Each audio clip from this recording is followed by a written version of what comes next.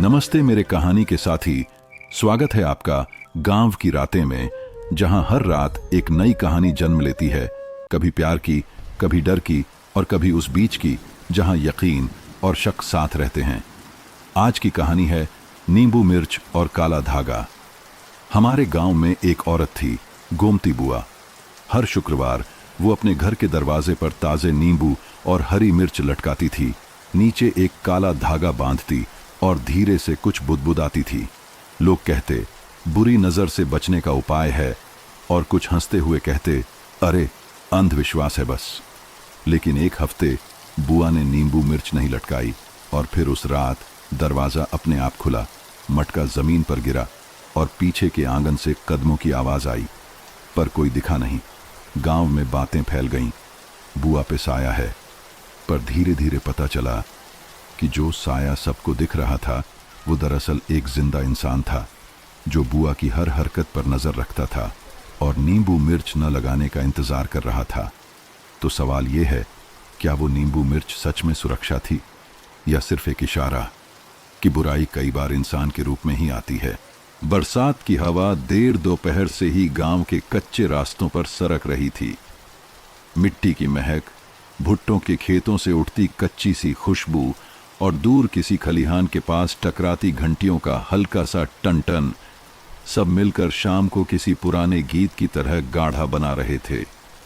इसी बीच सरस्वती ने चूल्हे की आंच धीमी की, तांबे के लोटे में पानी डाला और आंगन के बीच रखी टोकरी से ताजे नींबू और हरी मिर्चें अलग करने लगी। उसके हाथों में एक अभ्यास की लय थी। हर शुक्रवार यही होता, एक धागा, 7 मिर्चें, एक नींबू और दरवाजे की चौखट। नजर न लगे वह धीमे से बुदबुदाती, और जो बुरा सोचे उसका बस रास्ता उल्टा पड़ जाए। बरामदे की कड़ियों से टप टप पानी रिस रहा था। छप्पर पर बैठी गौरैया सरक कर किनारे आ गई थीं। आंगन के कोने में तुलसी का चौरा भीगी मिट्टी से थरथरा रहा था। सरस्वती ने अपनी साड़ी का पल्लू कसकर सिर पर खोसा और एक झटके में हरी मिर्चों के डंठल बराबर कर दिए। काकी, मैं भी गांठ बांधूं? बाड़े के पास से एक हल्की सी आवाज आई। दरवाजे की ओट से झांकती राधा थी, पास वाले घर की दुबली पतली लड़की, आंखों में उत्सुकता और चेहरों पर बारिश की नमी। वह हर शुक्रवार इसी वक्त आ जाती, जैसे नींबू मिर्च की इस छोटी सी रस्म में उसे भी एक हिस्सेदारी मिलती हो। आजा, पर अंगुली चाकू से बचाकर सरस्वती ने मुस्कुराकर कहा और हथेली आगे बढ़ा दी। धागे को जरा खींच। हाँ, ऐसे। अब 7 मिर्च, 1 2 3। काकी, राधा ने फुसफुसाया, कहते हैं रात को कोई छाया आंगन में घूमती है। कमली बुआ बोली, उसने परसों देखा। सरस्वती की उंगलियां पल भर को थम गईं। फिर उसने सहजता से धागा चढ़ाया। छाया वाया कुछ नहीं होता बिटिया, मन डरता है तो परछाइयों में भी चेहरा बन जाता है। पर हाँ, सावधानी अच्छी बात है, इसीलिए तो बांधते हैं ना यह नींबू मिर्च। जो कुछ बुरा आने को हो, यह सब पहले पहले खुद झेल ले। राधा की आंखें बड़ी हो गईं। ये सब सच में ले लेता है? इतना जानती हूं, सरस्वती ने धीमे से कहा, कि भरोसा रखने से मन संभलता है, और संभला मन आधी मुसीबत काट देता है।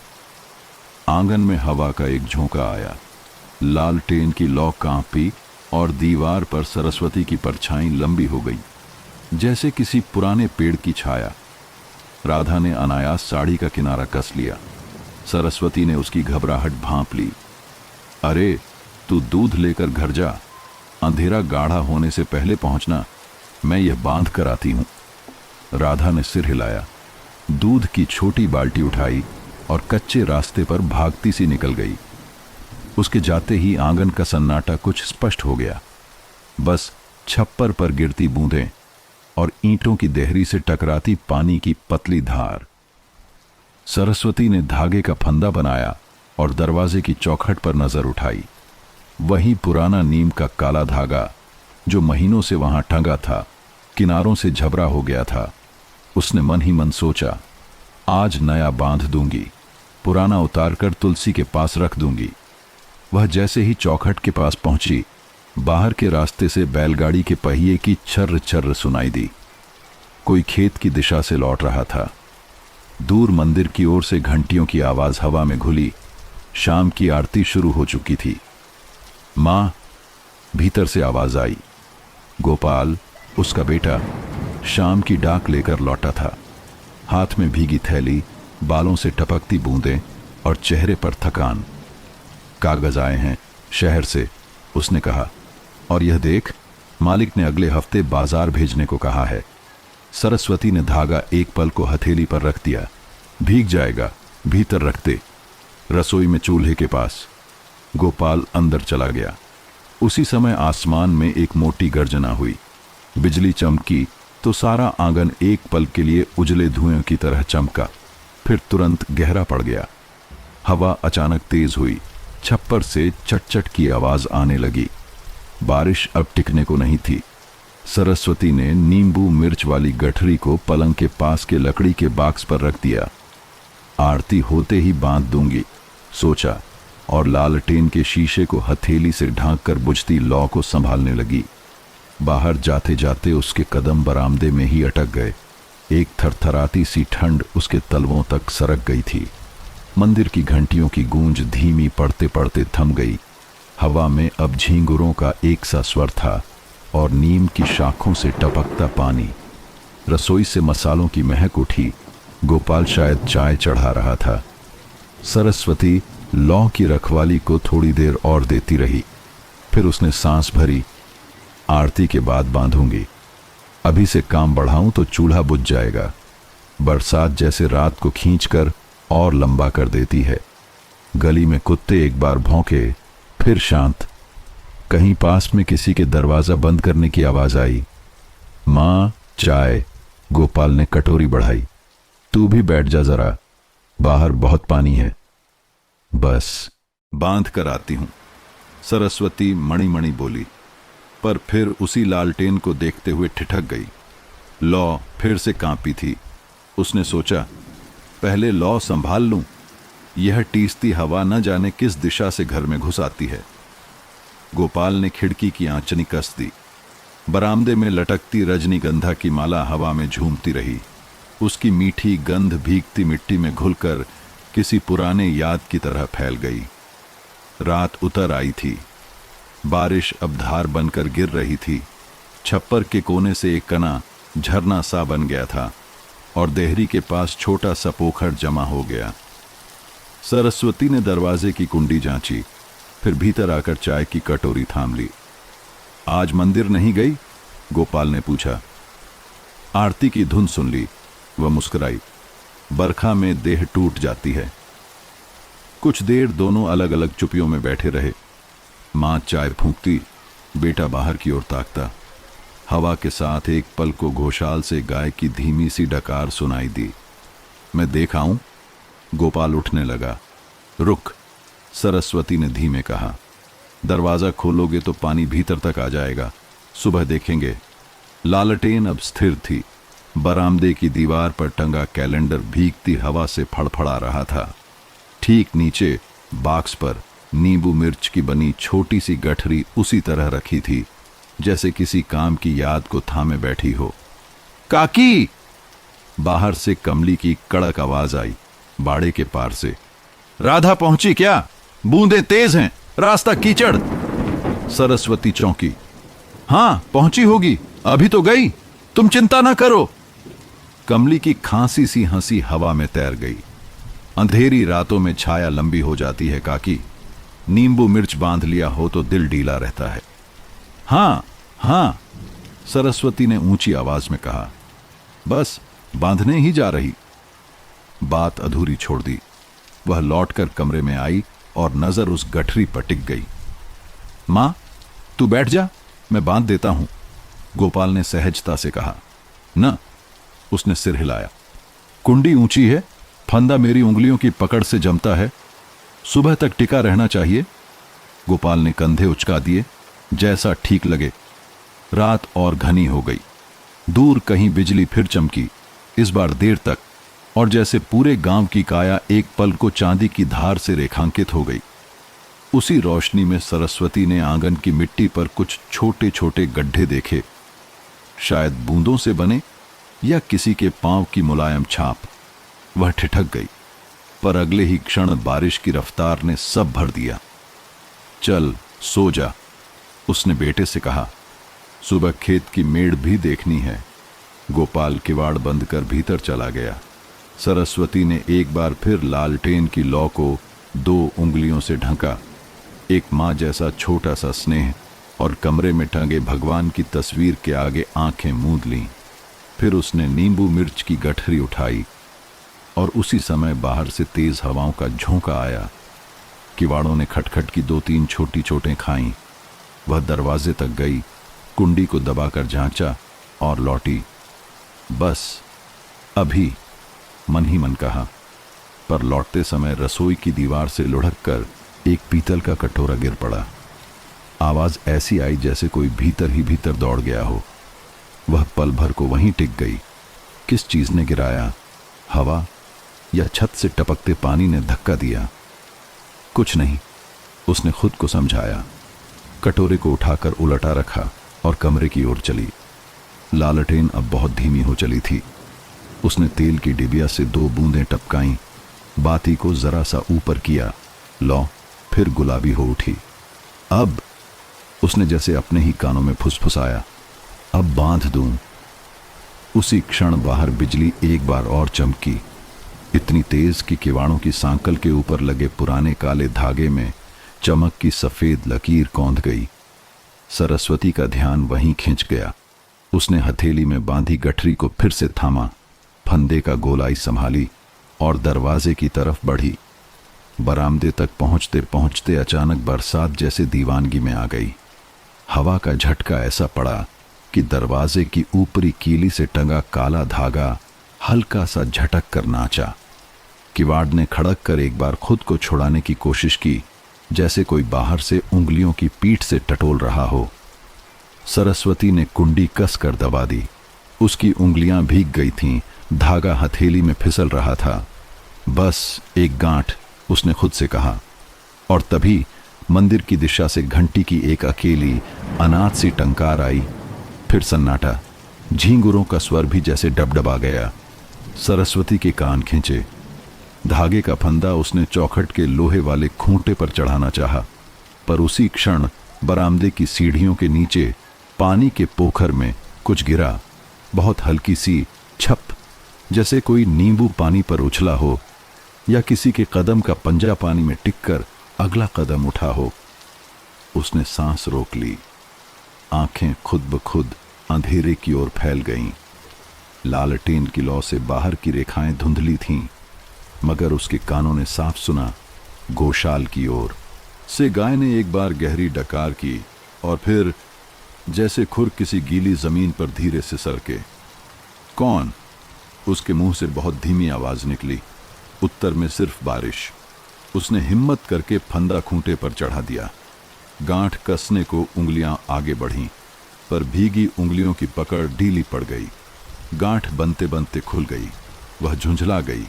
अकेले हाथ से मुश्किल है। और जैसे ही उसने गठरी को पल भर के लिए देहरी पर रखा, एक और झोंका आया। लालटेन की लौ धक से झुकी। दीवार पर उसकी परछाई बड़ी होकर फर्श तक खींच गई और उसी परछाई में आंख के कोने से उसे लगा जैसे देहरी के ठीक बाहर किसी ने देर तक टिक कर देखा, फिर पीछे हट गया। दिल ने धक से छलांग लगाई। गोपाल, उसने पीछे मुड़कर पुकारा। भीतर से बेटे की ऊँघती आवाज आई। क्या हुआ माँ? कुछ नहीं, उसने जल्दी से कहा। सो जा। बरामदे के बाहर बारिश अब रस्सियों की तरह गिर रही थी। पोखर पर बारीक तरंगें थीं। सरस्वती ने दूसरी बार फंदा उठाया। इस बार दांतों से धागा थामकर गांठ कस दी। नींबू मिर्च का छोटा सा गुच्छा दरवाजे के बीचों बीच लटक गया, भीगता, कांपता, पर टिके रहने की जिद में। वह एक कदम पीछे हटी, बरामदे की लकड़ी की सांकल से पीठ टिका दी। हो गया, उसने बहुत हल्के से कहा, जैसे किसी अदेखे डर को बताने के लिए कि अब चौखट पहरे पर है। और फिर थोड़ी देर में थकान ने हाथ थाम लिया। उसने लालटेन की लौ कम की, भीतर जाकर बिस्तर की चादर ओढ़ी। आंखें बंद करते हुए उसे याद आया, तुलसी के पास रखा पुराना काला धागा, उसे उतारना रह गया। सुबह उसने मन ही मन तय कर लिया। रात की देहरी लंबी होती चली गई, बारिश अपनी जगह बरसती रही।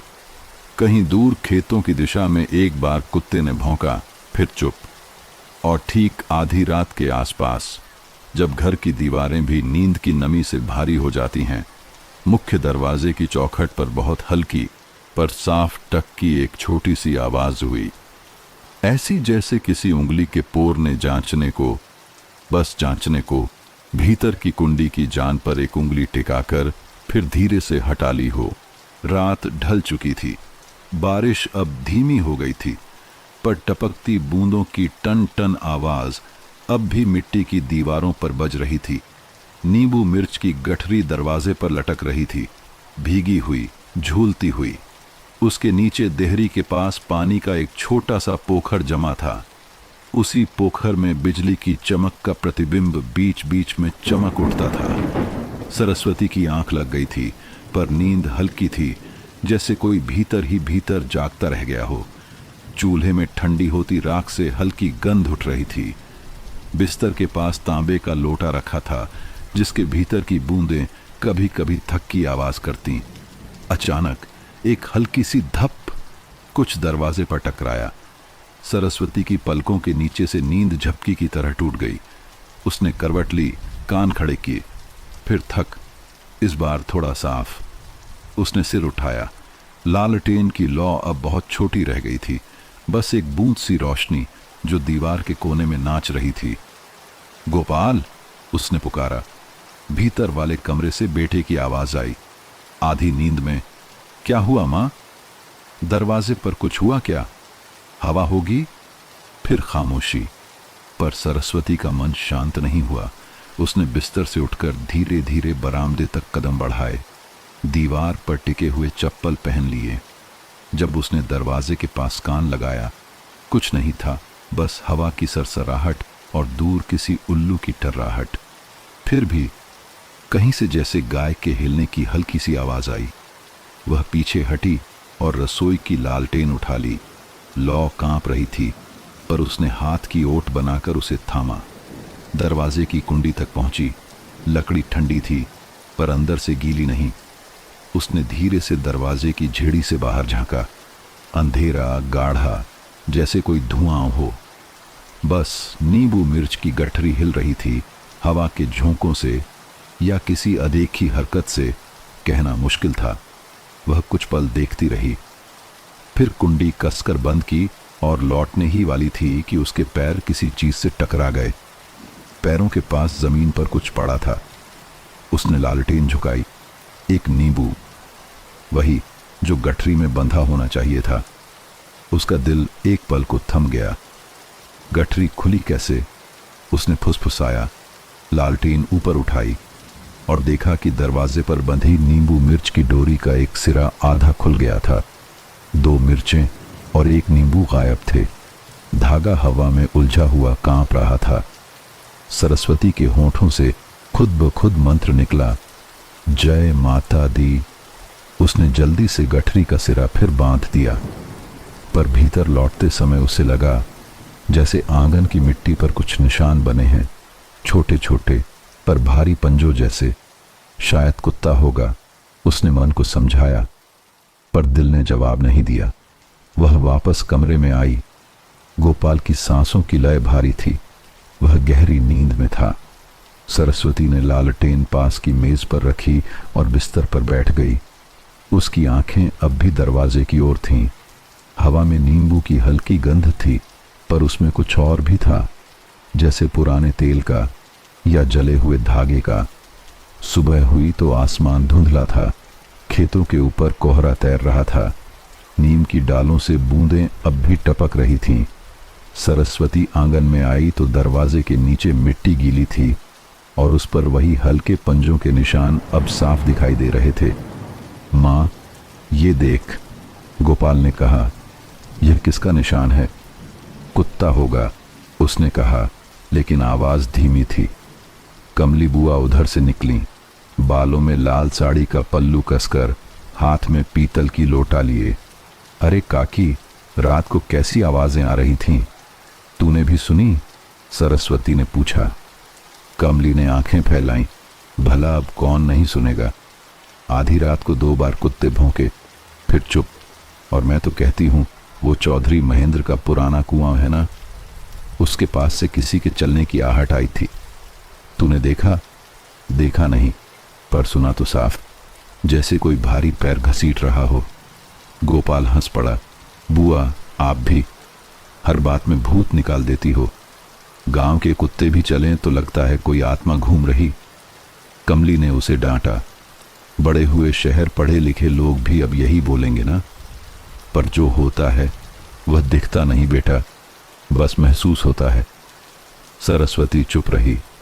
उसकी नजर अब भी दरवाजे की चौखट पर लटकी नींबू मिर्च पर थी।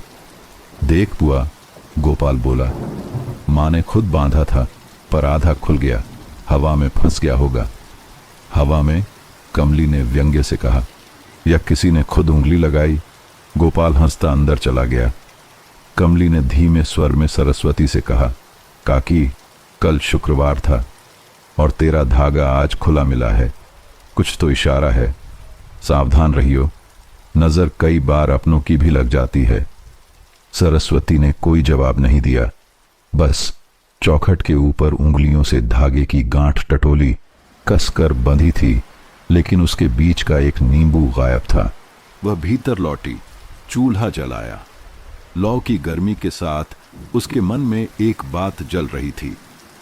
अगर हवा थी तो सिर्फ नींबू ही क्यों गिरा? बाकी कुछ क्यों नहीं हिला? दोपहर तक आसमान साफ हो गया। गांव की गलियां फिर आवाजों से भर उठीं। कुएं से पानी भरती औरतें, बच्चे मिट्टी में खेलते और चौपाल पर बैठे बूढ़े दिन की बातें करते। महेंद्र चौधरी अपने खेतों से लौट रहे थे।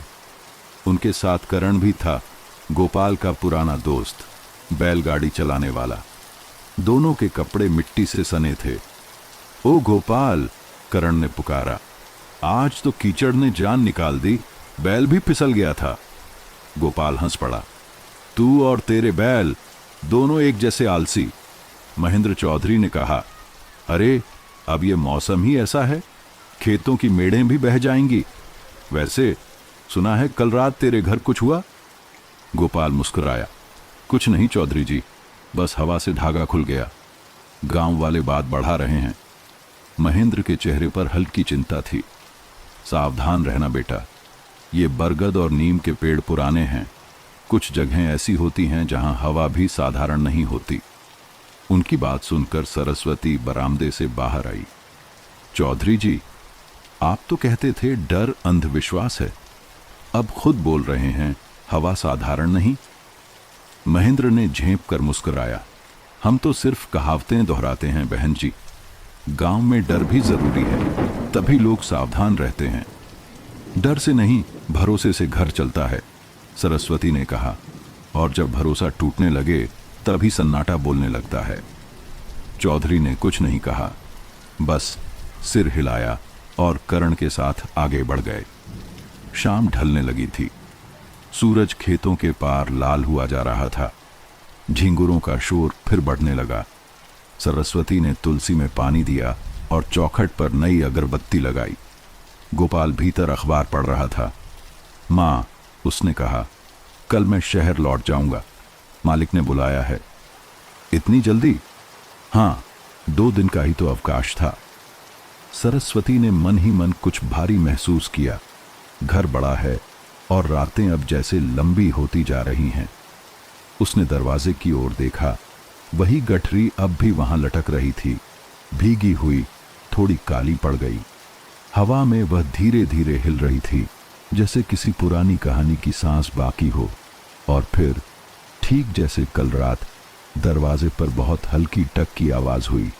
गोपाल ने अखबार से सिर उठाया। कौन आया? पर बाहर कोई नहीं था। नींबू मिर्च की गठरी धीरे धीरे झूल रही थी और नीचे पोखर में, पानी में, उसी के नीचे एक नया नींबू पड़ा था, ताजा कटा हुआ। सरस्वती का दिल इस बार जोर से धड़क उठा। वह समझ नहीं पा रही थी यह कोई संकेत था या किसी की चाल। बरामदे की हवा फिर से ठंडी हो गई थी। सन्नाटा इस बार और गहरा था, जैसे रात ने अपने भीतर कुछ छुपा लिया हो। सूरज की पहली किरण जब नियम के झुरमुट से निकलकर सरस्वती के आंगन में पहुंची तो उसकी रोशनी में नींबू मिर्च की गठरी अजीब सी लग रही थी, जैसे किसी ने रात भर उसे हिलाया झुलाया हो। धागा अब आधा टूट चुका था और 2 मिर्चें नीचे गीली मिट्टी में पड़ी थीं। सरस्वती चौखट के सामने खड़ी रही, हथेली में आंचल दबाए। हवा में धुएं और मिट्टी की गंध थी। नींद अधूरी थी और मन भरा हुआ डर से। माँ, ये धागा देख, गोपाल ने भीतर से आवाज दी। कल रात ही तो बांधा था तूने। हाँ, उसने कहा, पर अब देख, टूट गया। गोपाल बाहर आया, नींबू उठाया और निरीक्षण करने लगा। देख, धागा पुराना था, नमी से गल गया होगा। सरस्वती ने सिर हिलाया। नमी सिर्फ धागे को नहीं खाती बेटा, कई बार मन को भी गलाती है। गोपाल मुस्कुराया। माँ, तू फिर से दर्शन शुरू कर मत देना। आज शनिवार है, शुक्रवार बीत गया, अब सब ठीक है। वह रसोई में चला गया, पर सरस्वती की आंखें चौखट से हटी नहीं। नीचे पोखर में 2 नींबू तैर रहे थे, दोनों एक जैसे कटे हुए। उसने सोचा, मैंने तो उन्हें पूरा बांधा था, ये कैसे अलग हुए? दोपहर तक गांव में यह बात फैल गई। सरस्वती के घर का धागा फिर टूट गया। कमली बुआ सबसे पहले आईं, हाथ में पूजा की थाली और चेहरे पर चिंता। काकी, ये कुछ ठीक नहीं। तूने सुना? कल रात चौधरी महेंद्र का बैल भी बाड़े से छूट गया था, ठीक उसी वक्त जब तेरे घर पर आवाज आई थी। सरस्वती ने चौखट की ओर देखा। क्या कह रही है तू? कमली ने थाली नीचे रखी। कहती हूं कुछ गड़बड़ है इस गांव में, किसी की नजर बुरी हो गई है, ये काले धागे का खेल है। इतना कहकर कमली धीरे से दरवाजे के पास झुकी, टूटी मिर्च उठाई और उसकी गंध सूंघी। देख, इसमें हल्की केरोसिन की महक है। क्या? सरस्वती चौकन्नी हुई। हाँ, कमली ने आंखें सिकोड़ लीं। किसी ने जानबूझकर इसे छुआ है।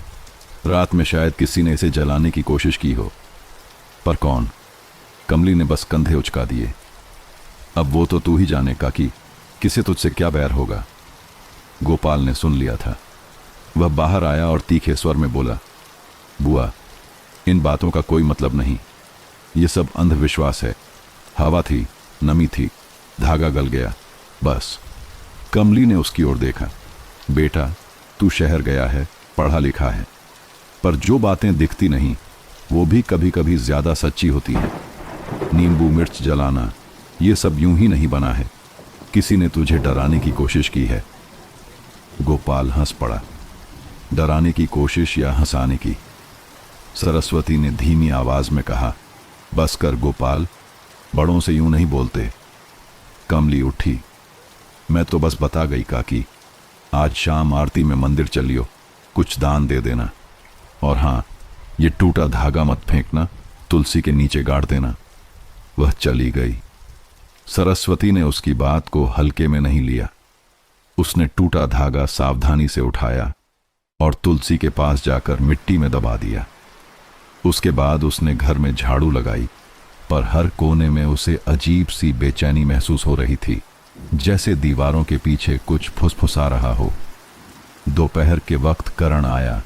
वह हमेशा की तरह मुस्कुराता हुआ, पर आज उसकी आंखों में कुछ झिझक थी। भाभी, सुना कल रात तुम्हारे घर पर कोई आया था? सरस्वती ने चौंक कर देखा। कौन कह रहा? पूरा गांव बोल रहा। चौपाल पर तो महेंद्र चौधरी भी कह रहे थे कि कुछ अजीब चल रहा है। बोले, सावधान रहो, सरस्वती के घर के पास पुराना कुआं है, वहां की मिट्टी बदनाम है। कुएं की मिट्टी बदनाम? गोपाल हंस पड़ा। भाई, ये चौधरी लोग बस अफवाहें फैलाना जानते हैं। करण ने सिर झुका लिया। मैंने जो देखा वो बता दूं? क्या देखा? सरस्वती की आवाज थम गई। कल रात जब मैं बैल बांधने निकला था, मैंने देखा था तुम्हारे आंगन की ओर से एक लालटेन की रोशनी जा रही थी, लेकिन वो गांव की नहीं थी, वो हरी लौ थी और रोशनी लिए कोई नीम के पेड़ के पास रुका था। गोपाल ने व्यंग्य किया, भूत की लालटेन थी क्या? करण ने हिचकते हुए कहा, नहीं जानता, पर मैं इतना कह सकता हूं, वो इंसान था और उसकी चाल जैसे किसी बूढ़े की। सरस्वती के दिल में एक ठंडी लहर दौड़ गई। बूढ़े की चाल, उसके मन में एक ही चेहरा उभरा, भाई जी, गांव के पुजारी, वही जो हर शुक्रवार शाम को कहता था, नींबू मिर्च मन की शुद्धि है, आत्मा की रक्षा है। तू पक्का कह रहा है करण? उसने धीरे से पूछा। हां भाभी, करण ने सिर हिलाया। मैंने छाया देखी और जब मैंने कौन है कहा तो वो पेड़ के पीछे छिप गया। फिर बस हवा चली और लालटेन की लौ बुझ गई। गोपाल ने झुंझलाकर कहा, तुम दोनों मिलकर डर का खेल बना रहे हो। कल मैं खुद देखूंगा कौन आता है, रात को जागूंगा। सरस्वती ने बेटे की ओर देखा, सावधानी रखियो, पर अकेले मत जाना। गोपाल ने मुस्कुराकर कहा, मां, अब तेरा बेटा बच्चा नहीं रहा। शाम होते ही आसमान फिर से गहराने लगा। पश्चिम की दिशा में बादलों ने सूरज को निगल लिया था। कमली बुआ पूजा की थाली लेकर मंदिर चली गईं। वहां पहले से भाई जी आरती की तैयारी कर रहे थे। भाई जी, कमली ने कहा, आज सरस्वती नहीं आई। उनके घर फिर अजीब बात हुई है। भाई जी के हाथ में दीपक कांप गया। क्या हुआ अब? कहते हैं धागा टूट गया। भाई जी ने बस इतना कहा। कभी कभी जो बचाव का होता है वही भय का कारण बन जाता है। कमली को कुछ समझ नहीं आया, पर भाई जी का चेहरा फीका पड़ गया था। रात को गोपाल ने अपनी बात निभाई। वह खिड़की के पास बैठ गया, लालटेन बुझाकर, सिर्फ हल्की चांदनी का उजाला। घड़ी ने 9 बजाए, फिर 10, 12 बजे के करीब कुछ हिला। दरवाजे के पास नींबू मिर्च की गठरी झूलने लगी। हवा नहीं थी। गोपाल की सांसें थम गईं। उसने खिड़की से झांका। नींबू का एक टुकड़ा नीचे गिरा और किसी के पांव से दब गया। कोई था वहां, धीरे धीरे चलता हुआ, बरगद की ओर जाता हुआ। गोपाल ने कदमों की आवाज का पीछा किया, पर बाहर सिर्फ सन्नाटा था। उसने देखा मिट्टी पर गहरे निशान, और उनमें से एक निशान बड़ा था, जैसे किसी के पैर में लोहे की चप्पलें हों। गोपाल ने आवाज दी, कौन है वहां? उत्तर में हवा थम गई। सिर्फ झींगुरों की रुकती आवाज और नींबू की गंध में मिली केरोसिन की हल्की सी बांस। वह वापस लौटा दरवाजे तक और देखा कि धागा पूरी तरह टूट चुका था। नींबू मिर्च जमीन पर गिरे हुए थे। सरस्वती कमरे से भागी आई। क्या हुआ? गोपाल ने कांपती आवाज में कहा। मां, इस बार हवा नहीं थी। बरामदे में लालटेन जली और उस उजाले में उन्होंने देखा चौखट पर किसी ने उंगलियों के निशान छोड़े थे, काले स्याही जैसे। सुबह का सूरज गांव के ऊपर हल्का सा धुआं बनकर फैला था। हवा में गोबर और भीगी मिट्टी की गंध थी। मंदिर की घंटी की टन टन आवाज पीपल और बरगद के पेड़ों से टकराकर दूर तक गूंज रही थी। चौपाल के पास पहले से कुछ लोग जमा थे, वही पुरानी दिनचर्या, लेकिन आज की हवा में बेचैनी थी। नींबू मिर्च के टूटे धागे की बात अब हर जुबान पर थी। कहते हैं रात में फिर कुछ हुआ। कोई फुसफुसा रहा था, भूत का नहीं तो क्या आदमी का काम है? दूसरा जोड़ रहा था। बरगद के नीचे भाईजी बैठे थे, सफेद धोती, माथे पर हल्का चंदन, लेकिन चेहरे पर थकावट। उनके सामने रखा हुआ दीपक बुझ चुका था और मक्खियां उसके चारों ओर घूम रही थीं। चौधरी महेंद्र चौपाल की ओर आ रहे थे। पीछे से करण भी बैलगाड़ी से उतरकर उनके साथ हो लिया। महेंद्र ने आते ही पूछा, क्या हो रहा है भाई जी? सुबह से गांव में दहशत फैली है। भाई जी ने लंबी सांस ली। लोग डर गए हैं महेंद्र। कोई समझ नहीं पा रहा कि यह धागा खुद टूटता है या किसी के हाथ से। महेंद्र ने व्यंग्य से कहा, अब ये सब धागे मिर्च के चक्कर कब तक चलेंगे? अरे, जो डराना चाहता है वो इंसान ही है, भूत प्रेत नहीं। इस पर करण ने धीमे स्वर में कहा, पर चौधरी, मैंने अपनी आंखों से देखा, कल रात किसी ने सरस्वती काकी के आंगन के पास लालटेन लिए घूम रहा था। महेंद्र ने उसकी ओर देखा। किसने? तूने चेहरा देखा? करण ने सिर हिलाया। चेहरा नहीं, पर चाल किसी बूढ़े की थी। चुप्पी छा गई। सबकी नजरें एक पल के लिए भाई जी की ओर उठी। भाई जी ने बात संभालने की कोशिश की। अरे, बूढ़े तो गांव में कई हैं, मैं तो मंदिर में था रात को। कमली बुआ, जो अब तक मंदिर के कोने में तुलसी को पानी दे रही थी, वहीं से बोली। मंदिर में थी या नहीं थी, ये भगवान जाने, पर यह बात तो सच है कि धागा अब बार बार टूट रहा है। और जब से चौधरी साहब ने सरस्वती के खेत की मेड़ पर पत्थर डलवाए हैं, तभी से यह सब शुरू हुआ है। महेंद्र का चेहरा तमतमा गया। कमली, अपनी जुबान संभाल। मैंने पत्थर अपने खेत की हद में डलवाए हैं, किसी के नहीं छीने। कमली ने पलटकर कहा, हद की बात भगवान तय करता है चौधरी, और कभी कभी जो लालच से ली जाती है, उसकी मिट्टी भी चैन नहीं लेने देती। चौपाल में खुसर पुसर बढ़ गई। भाई जी ने बीच में हाथ उठाया। बस करो सब, झगड़े से कुछ नहीं निकलेगा। ये गांव एक परिवार है। जो हो रहा है वो किसी की गलती नहीं, बस ग्रह नक्षत्र अशुभ हैं। तभी सरस्वती आ पहुंची। सिर पर हल्का आंचल, आंखों में थकान, लेकिन चाल में दृढ़ता। ग्रह नहीं भाई जी, उसने कहा, किसी का इरादा अशुभ है। सबकी नजरें उसकी ओर मुड़ गईं। वह बरगद के नीचे आई, टूटा धागा हवा में उठाकर दिखाया। यह धागा किसी आत्मा ने नहीं, इंसान ने तोड़ा है। इसमें केरोसिन की बू है। भाई जी चौंक गए। तूने सूंघा? हाँ, सरस्वती ने कहा, और मैंने वो भी देखा जो तुम सबने नहीं, दरवाजे पर उंगलियों के निशान, काले स्याही जैसे। चौधरी ने हंसकर कहा, अरे काकी, तू तो जासूस बन गई। कोई बच्चा होगा जिसने शरारत की। गोपाल पीछे से आया। नहीं चौधरी जी, बच्चा नहीं था, मैंने खुद देखा। वो आदमी था, और नींबू मिर्च के नीचे उसकी परछाई भी।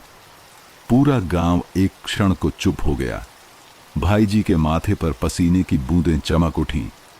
उन्होंने विषय बदलते हुए कहा, देखो बेटा, डर फैलाने से कुछ नहीं होगा। आज शाम सब मंदिर आओ, हवन करेंगे। जो भी अशुद्ध है वह साफ हो जाएगा। कमली बुआ बड़बड़ाई, हवन से क्या होगा अगर डर किसी इंसान के मन में है। शाम ढली तो मंदिर में भीड़ लग गई। बरगद के नीचे दीपक जलाए गए। धुआं उठकर पीपल की डालों में समा गया। भाई जी ने मंत्र पढ़ना शुरू किया, पर सरस्वती का ध्यान बार बार मंदिर के पीछे के रास्ते की ओर जा रहा था, जहां करण ने कहा था कि लालटेन की हरी लौ दिखी थी। राधा भी वहां आई थी, चुपचाप सरस्वती के पास बैठी। काकी, उसने धीरे से कहा, कल रात जब मैं दूध लेकर जा रही थी, मैंने भी किसी को देखा था, काले कपड़े में, और हाथ में कुछ लटक रहा था। क्या? सरस्वती ने पूछा। जैसे कोई पुराना कपड़ा या धागा हो, राधा बोली। वो धीरे धीरे नीम के पेड़ की ओर गया, फिर गायब हो गया। सरस्वती ने उसकी बात ध्यान से सुनी। उसके दिल में एक नाम गूंजा, भाई जी, पर उसने कुछ कहा नहीं। मंत्रों की ध्वनि तेज हुई। चारों ओर हवन की आग की रोशनी फैल रही थी। सब लोग आंखें बंद करके बैठे थे। तभी हवा का एक झोंका आया, इतना तेज कि हवन की लौ एक पल को झुक गई। राख उड़ी और एक नींबू पास में आ गिरा, आधा जला हुआ, आधा ताजा।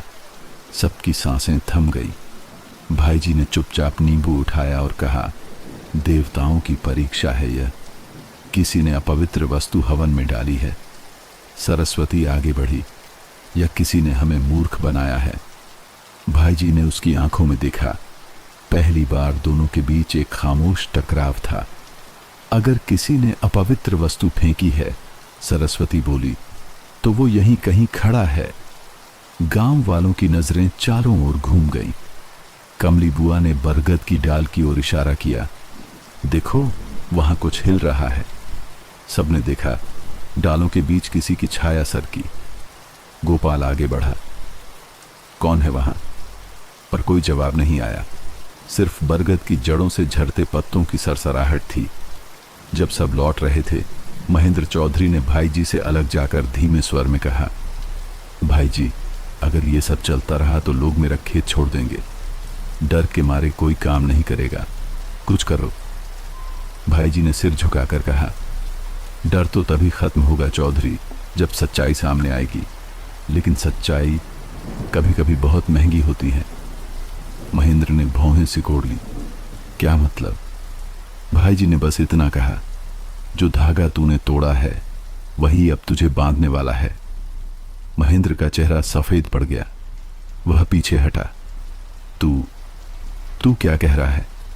भाई जी ने बस मंदिर की ओर इशारा किया। भगवान सब देख रहे हैं। उस रात सरस्वती ने नींद नहीं ली। गोपाल बाहर खिड़की के पास सो गया था। हवा शांत थी, लेकिन बरगद के पत्ते अब भी हिल रहे थे, जैसे कोई उनमें चल रहा हो। और आधी रात के वक्त अचानक गांव के बीच से एक चीख गूंजी, राधा, राधा कहाँ है? सरस्वती दरवाजे की ओर दौड़ी। कमली बुआ रोती हुई आ रही थी। राधा दूध लेने निकली थी, अब तक लौटी नहीं। गोपाल ने लालटेन उठाई। बरगद के नीचे की मिट्टी गीली थी और वहां जड़ों के पास एक टूटी हुई चांदी की पायल पड़ी थी। बरगद के नीचे की मिट्टी गीली थी और उस पर राधा की चप्पलों के आधे निशान साफ दिखाई दे रहे थे। चांद की आधी रोशनी और हवा में गीले पत्तों की गंध। सरस्वती का दिल जोर से धड़क रहा था, जबकि कमली बुआ बार बार वही वाक्य दोहरा रही थीं। मैंने उसे दूध की बाल्टी लेकर जाते देखा था, बस यहीं तक आई थी। गोपाल ने लालटेन ऊंची की। देखो, यहां तक उसके कदम हैं, फिर मिट्टी में धंस गए। उसने नीचे झुककर निशान देखे, जो बरगद की जड़ों के पास जाकर गायब हो गए थे। कमली ने कांपती आवाज में कहा, काकी, मैंने सुना था ना, इस पेड़ के नीचे पुराना कुआं है, वही जो बरसों पहले चौधरी ने बंद करवाया था। सरस्वती ने कुछ नहीं कहा। उसकी आंखें मिट्टी पर टिकी थीं, जहां राधा की पायल पड़ी थी, आधी टूटी, कीचड़ में सनी हुई, जैसे किसी ने जोर से खींच कर उतारी हो। भाई जी मंदिर से दौड़े आए। क्या हुआ? उन्होंने पूछा, और जब कमली ने रोते हुए बताया कि राधा गायब है, तो भाई जी की सांस जैसे थम गई। कब? शाम को, आरती के बाद। दूध लेने गई थी सरस्वती काकी के घर। गांव के और लोग इकट्ठा हो गए। करण भी बैल बांधते हुए दौड़कर आया। क्या बात है? राधा नहीं मिल रही, गोपाल ने कहा। करण ने तुरंत लालटेन उठाई। चल, मैं और गोपाल देख आते हैं। काकी, तू घर जा। अगर वो डर के मारे कहीं छिपी हो तो वहीं होगी। नहीं, सरस्वती बोली, वो कभी नहीं छिपती। वो बच्ची है, लेकिन बहादुर है। कुछ हुआ है करण। भाई जी ने मंत्र जैसी आवाज में कहा। कभी कभी रात अपने अंदर रहस्य रख लेती है, पर जो खोया है वो सूरज उगते ही मिल जाता है। गोपाल झुंझला गया। भाई जी, ये पहेलियां छोड़िए, हमें ढूंढना है, दर्शन नहीं करने। रात भर खोज चलती रही। गोपाल, करण, चौधरी महेंद्र और 2 गांव वाले लालटेनों के साथ खेतों की ओर निकल पड़े। सरस्वती और कमली बुआ मंदिर के पास बैठी रहीं। कमली कांपती आवाज में बोली, काकी, कहीं वो काले धागे का असर तो नहीं? सरस्वती ने उसकी ओर देखा। अगर ये किसी धागे या नींबू मिर्च का असर है, तो ये इंसानी रूप में क्यों दिख रहा है? डर दिखने लगा है कमली। बरगद की डाल से एक पत्ता टूटा और नीचे गिरा। सरस्वती ने उसे उठाकर देखा। पत्ते पर कालिख का एक दागा था। कालिख, वही जो दरवाजे पर उंगलियों के निशान में थी। दूसरी ओर खेतों में करण और गोपाल की लालटेनें झूल रही थीं। गोपाल, देख इधर, करण ने कहा। धान के खेत के बीचों बीच मिट्टी दबाई हुई थी। किसी ने कुछ छिपाया था शायद। गोपाल ने हाथों से मिट्टी हटाई। भीतर से निकली दूध की छोटी बाल्टी।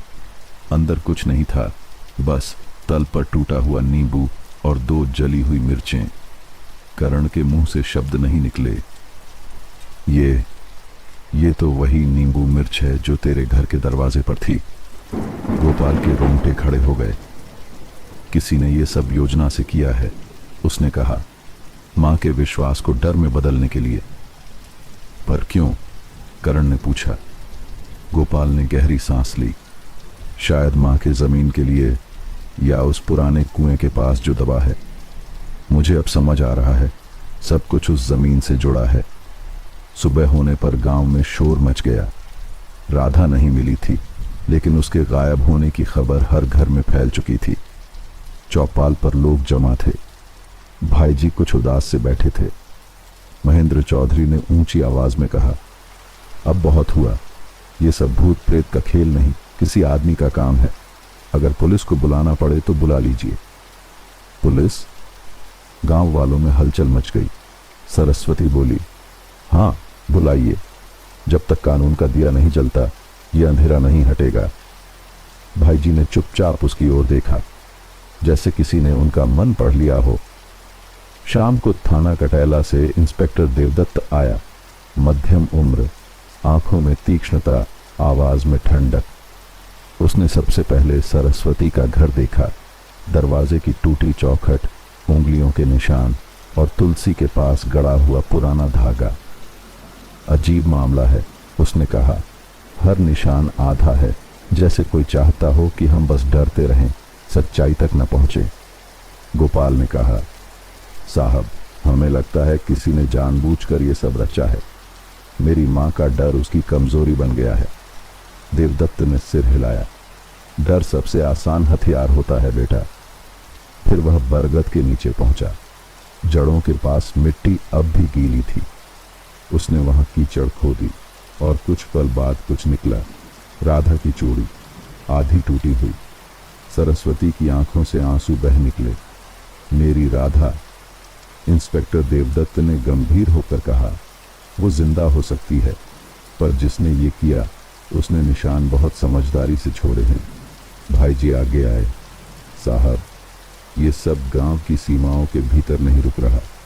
ये पुराने कुएं की आत्मा का असर है। देवदत्त ने उन्हें तीखी नजर से देखा। पंडित जी, कानून आत्माओं पर नहीं, सबूतों पर चलता है, और मुझे सबूत इंसान के हाथ के लग रहे हैं। रात को जब सब अपने घर लौट रहे थे, महेंद्र चौधरी अकेले बरगद के पास रुके। हवा में घबराहट थी। उन्होंने इधर उधर देखा, फिर मिट्टी में कुछ दबा दिया। एक छोटा सा कपड़ा बंधा हुआ पोटला। पत्तों के पीछे से सरस्वती ने सब देखा। उसकी सांसें तेज हो गईं। चौधरी जी, उसने धीमी आवाज में कहा। महेंद्र ने चौंक कर पीछे देखा। तू यहां? आप क्या दबा रहे हैं वहां? कुछ नहीं, पूजा का प्रसाद था। प्रसाद में केरोसिन की गंध क्यों आ रही है? सरस्वती की आंखें चमक उठीं। महेंद्र ने हिचकते हुए कहा, मुझे देर हो रही है, और जल्दी से चलता बना। सरस्वती बरगद के पास गई, मिट्टी खोदी और पोटला निकाला। उसमें वही काला धागा था जो उसके दरवाजे से टूटा था, और साथ ही एक चिट्ठी। उस पर लिखा था, कुएं को कोई न खोले, वरना गांव फिर उजड़ जाएगा। बरसात के अगले दिन गांव पर एक अजीब सी नमी छाई रही। न मिट्टी सूखी, न हवा थमी। सरस्वती के घर के सामने पुलिस की जीप खड़ी थी, और आसपास लोग इकट्ठा होकर फुसफुसा रहे थे। नींबू मिर्च की गठरी अब नहीं थी। उसकी जगह चौखट पर सफेद चौक से एक घेरे का निशान बना था, जिसके भीतर इंस्पेक्टर देवदत्त जांच कर रहे थे। गोपाल बगल में खड़ा था, बेचैन लेकिन स्थिर। सरस्वती ने तुलसी को पानी डालते हुए धीरे से कहा, बेटा, अब सब परछाइयां घर में उतर आई हैं। देवदत्त ने ऊपर देखा। परछाइयां नहीं, शक। और शक अक्सर उसी पर होता है जो सच छिपाना जानता है। आप कहना क्या चाहते हैं साहब? गोपाल ने तीखी आवाज में पूछा। इतना कि जिसने ये डर फैलाया वो इस घर के आसपास ही रहता है, इंस्पेक्टर ने जवाब दिया। और राधा का गायब होना वही सबसे बड़ा संकेत है। सरस्वती ने घबरा कर कहा, आपका मतलब है राधा मरी नहीं? देवदत्त ने गंभीरता से कहा, अभी कुछ तय नहीं। लेकिन मैंने जमीन पर जो निशान देखे हैं वो किसी जवान आदमी के नहीं, किसी बूढ़े के पैर के हैं। सरस्वती और गोपाल दोनों की नजरें एक ही दिशा में उठीं, मंदिर की ओर। भाई जी उस समय मंदिर के बरामदे में बैठे थे, हाथ में माला, लेकिन चेहरा उतरा हुआ। कमली बुआ वहां पहले से मौजूद थीं। भाई जी, कमली ने कहा, अब तो पुलिस भी पूछताछ कर रही है। गांव में लोग कह रहे हैं आप ही ने ये धागे बांधे थे, अब वही धागे मुसीबत बन गए हैं। भाई जी ने आंखें मूंदी। जिसे लोग सुरक्षा मानते हैं वही कभी कभी बंदिश बन जाता है। मैं तो बस डर से बचाने की कोशिश कर रहा था। डर से? कमली ने व्यंग्य से कहा, या डर दिखाकर सबका भरोसा खरीदने की? भाई जी का चेहरा कठोर हो गया। तू भी वही बोलेगी जो ये लोग बोलते हैं? तू नहीं जानती कमली, इस गांव की मिट्टी में क्या दबा है? दबा है तो बताओ। कमली की आवाज ऊंची हुई। राधा गायब है और तुम अभी भी पहेलियों में बोल रहे हो। भाई जी ने सिर झुका लिया। कुछ बातें कहने का वक्त नहीं आया। उसी वक्त इंस्पेक्टर देवदत्त मंदिर पहुंचे। भाई जी, उन्होंने कहा, हमें आपसे कुछ सवाल करने हैं। भाई जी ने संयमित स्वर में पूछा, क्या मैं आरोपी हूं साहब? अभी नहीं, देवदत्त बोले, पर आप वो शख्स हैं जो गांव के हर घर के दरवाजे पर नींबू मिर्च का धागा बांधते रहे हैं। अब हर घटना उन्हीं धागों के इर्द गिर्द घूम रही है। भाई जी ने माला रख दी। मैं जो करता हूं श्रद्धा से करता हूं, अपराध से नहीं। देवदत्त ने बारीकी से मंदिर का मुआयना किया। वहां की एक छोटी कोठरी में उन्होंने कुछ पुरानी चीजें देखीं, सूखे नींबू, काली मिर्चें और धागों के गट्ठर। इतना सामान? उन्होंने पूछा।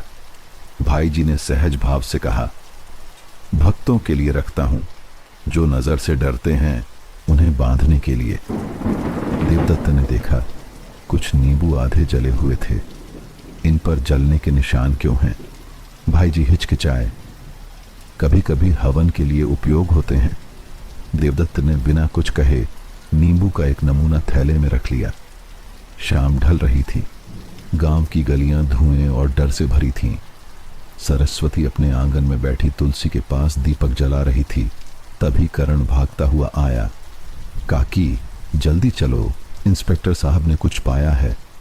क्या? कुएं के पास। गोपाल भी बाहर आया। तीनों तेज कदमों से बरगद की दिशा में चले। वहां पुलिस की लालटेनें जल रही थीं। देवदत्त मिट्टी में झुके कुछ खोज रहे थे। क्या मिला साहब? गोपाल ने पूछा। देवदत्त ने हाथ उठाया। उसमें एक छोटा काला कपड़ा था जो आधा सड़ा हुआ लग रहा था।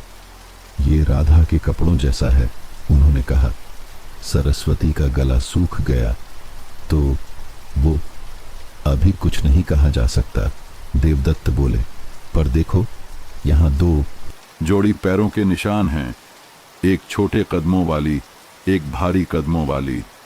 दोनों कुएं के पास तक गए और लौटे नहीं। गोपाल ने कांपते स्वर में पूछा, क्या कुएं में झांका आपने? देवदत्त ने सिर हिलाया। कुआं बंद है, पत्थर के नीचे से बदबू आ रही है, हम सुबह उसे हटवाएंगे। कमली बुआ वहां पहुंची। मैं कहती थी ना, उसी कुएं में भूत है। देवदत्त ने उन्हें घूर कर देखा। भूत नहीं, सबूत है, और वो सबूत किसी इंसान की करतूत बताएगा। रात के सन्नाटे में पुलिस की टॉर्चें बुझ गईं। सब अपने अपने घर लौटने लगे। सरस्वती जब अपने आंगन पहुंची तो उसने देखा दरवाजे पर नया धागा बंधा हुआ है। वो चौंकी। ये किसने बांधा? गोपाल बोला। मैंने नहीं, शायद इंस्पेक्टर साहब ने। देवदत्त पास से बोले, नहीं, मैंने नहीं। सरस्वती की सांस रुक गई। तो फिर किसने? हवा चली और नींबू मिर्च की गठरी हिलने लगी। देवदत्त ने झट से लालटेन उठाई और चौखट की ओर देखा। दरवाजे के नीचे मिट्टी में उंगलियों के नए निशान थे, ताजा, गीले और काले। अगले दिन सुबह जब सूरज उगा, पुलिस ने पत्थर हटवाया। कुएं के भीतर अंधेरा था। रस्सी नीचे डाली गई। कुछ देर बाद जब सिपाही ऊपर आए उनके चेहरे पीले थे। देवदत्त ने नीचे झांका। वहां राधा नहीं थी, लेकिन मिट्टी में ढंसा हुआ एक छोटा सा चांदी का लॉकेट था जिसमें किसी बूढ़े आदमी की तस्वीर थी। देवदत्त ने उसे उठाया, साफ किया और देखा। तस्वीर भाईजी की थी। कमली बुआ ने सिर पर हाथ रख लिया। हे भगवान! सरस्वती की आंखों में आंसू भर आए। तो क्या ये सब? देवदत्त ने धीरे से कहा। सिर्फ विश्वास नहीं टूटा काकी, इंसानियत भी। गोपाल ने दूर मंदिर की दिशा में देखा। वहां धुआं उठ रहा था और भाईजी उसी धुएं के पीछे अपने कमरे का दरवाजा भीतर से बंद कर रहे थे। रात की हवा में अजीब ठंड थी, ऐसी ठंड जो त्वचा नहीं मन तक उतर जाए। पूरे गांव में सन्नाटा पसरा था।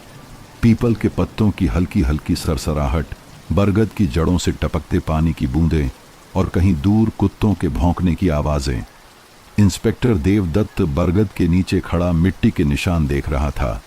लालटेन की रोशनी उसके जूतों पर पड़ती थी और मिट्टी में गहराई तक धंस से दो निशान उसके सामने थे, एक छोटे कदमों के और दूसरे भारी और टेढ़े। इनमें से एक राधा का है, उसने धीरे से कहा, और दूसरा, उसने आवाज धीमी कर ली, किसी ऐसे का जिसे इस रास्ते का हर मोड़ याद है। गोपाल ने पूछा, आपको शक किस पर है साहब? देवदत्त ने ऊपर देखा। शक नहीं, यकीन है। ये रास्ता किसी जानने वाले ने चुना था। कोई बाहरी आदमी होता तो गांव की बारीक पगडंडियों में गुम हो जाता। सरस्वती पास खड़ी थी, आंखें धंसी हुई। आपका मतलब है कोई अपना? देवदत्त ने सिर हिलाया। हाँ काकी, और वो अपना बहुत चतुर है। सुबह की पहली किरण से पहले देवदत्त ने गांव के सभी लोगों को चौपाल पर बुलाया। महेंद्र चौधरी, भाईजी, करण, कमली बुआ सब आ चुके थे। देवदत्त ने कहा, राधा अभी जिंदा है, इस बात के कुछ संकेत मिले हैं।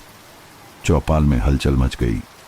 कमली बुआ ने भगवान का नाम लिया, लेकिन देवदत्त आगे बोले, जिसने उसे गायब किया वो राधा को डराकर किसी पुरानी बात को छिपाना चाहता है, और वो बात जुड़ी है उसी कुएं से जो बरगद के नीचे बंद है। भाईजी ने गहरी सांस ली। साहब, वो कुआं श्रापित है। 20 साल पहले वहां एक हादसा हुआ था। कौन सा हादसा? देवदत्त ने पूछा। भाईजी कुछ पल चुप रहे, फिर बोले, सरस्वती के पति पंडित रामेश्वर उसी कुएं के पास गिरे थे। वो किसी दस्तावेज की तलाश में गए थे और फिर कभी लौटे नहीं। बस उनका जूता और एक कागज का टुकड़ा मिला था। सबकी नजरें सरस्वती पर टिक गईं। उसने आंचल कसकर सिर पर खोसा। वो कागज मेरी जमीन की रजिस्ट्री थी और चौधरी साहब उस दिन उनके साथ थे। महेंद्र चौधरी ने गुस्से में कहा, अरे ये क्या इल्जाम है? मैं वहां था, लेकिन हादसे से मेरा क्या लेना देना? देवदत्त ने ठंडे स्वर में कहा, तो फिर वो रजिस्ट्री अब तक क्यों नहीं मिली? चौधरी चुप हो गया। करण ने कहा, साहब, कल रात मैंने फिर कुछ देखा। क्या? देवदत्त ने पूछा। मैं बैल बांधने जा रहा था, तब मैंने मंदिर की तरफ एक हरी लौ देखी, वही जो पहले देखी थी, और वो लौ इस बार भाईजी के कमरे से निकली थी। सबकी सांसें थम गईं। भाईजी ने तुरंत कहा, झूठ, मैं तो मंत्र जाप कर रहा था। देवदत्त ने कठोरता से कहा, फिर भी हमें आपका कमरा देखना होगा। मंदिर की कोठरी में सब लोग पहुंचे। कमरे में धूप बत्ती की गंध थी और दीवारों पर पुराने तावीज ठगे थे।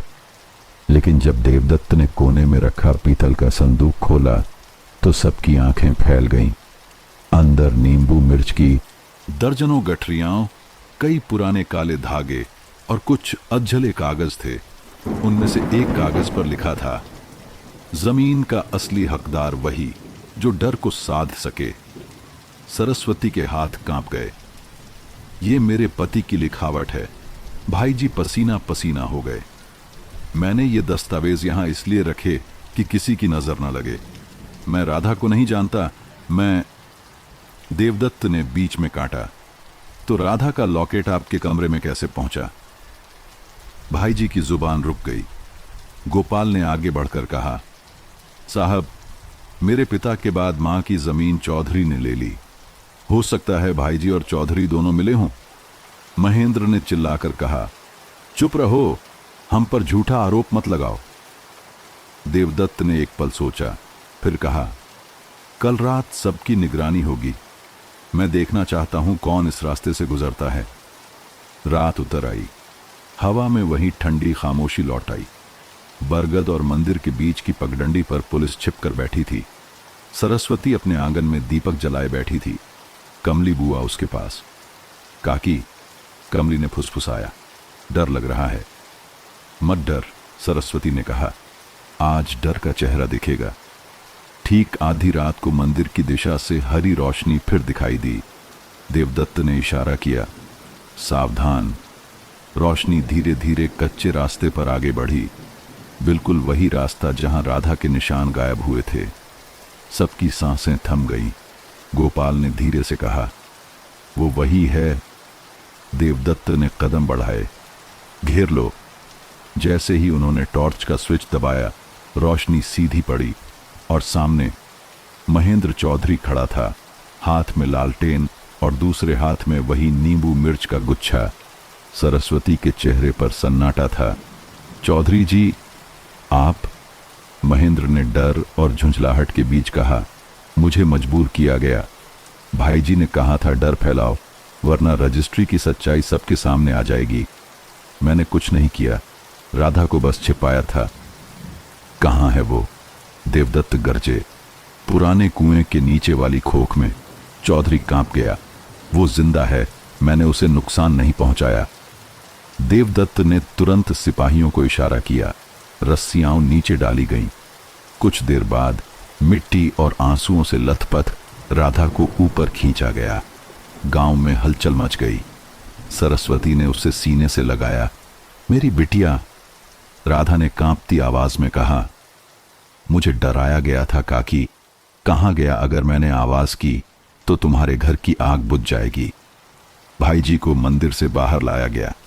देवदत्त ने ठंडे स्वर में कहा, अब बताओ ये सब क्यों?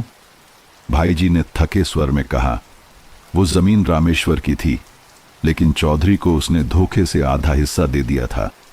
जब मैंने विरोध किया तो चौधरी ने रामेश्वर को कुएं में धकेल दिया। मैंने सब छिपा लिया, डर से।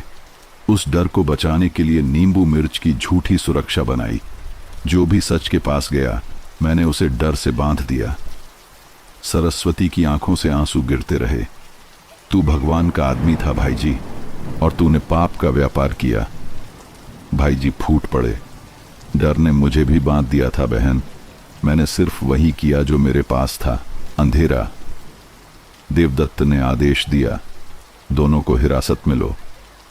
सिपाही भाईजी और चौधरी को ले गए। सूरज की पहली रोशनी जब गांव में पड़ी, सरस्वती ने तुलसी में जल चढ़ाया। गोपाल ने चौखट पर एक नई नींबू मिर्च की गठरी बांधी, ताजा, चमकीली। राधा पास खड़ी थी, मुस्कुराते हुए बोली, काकी, अब ये सुरक्षा के लिए बांध रही हो या याद के लिए? सरस्वती ने धीरे से कहा, अब ये याद के लिए है बिटिया, ताकि हर शुक्रवार मुझे याद रहे। डर से नहीं, सच्चाई से घर बचता है। गांव में अब शांति लौटती दिख रही थी, पर वह शांति उस तूफान जैसी थी जो बस ठहरने से पहले सांस ले रही हो। राधा जिंदा थी, मगर उसकी आंखों में अब भी डर की परछाई थी। सरस्वती उसे अपने घर में ही रखे थी। तुलसी चौरे के पास उसका बिस्तर बिछा दिया था। गोपाल बाहर बैठा था, हाथ में चाय का कुल्हड़, पर निगाहें कहीं और थीं। इंस्पेक्टर देवदत्त अब भी गांव में था। वह हर छोटी बात को जोड़ रहा था।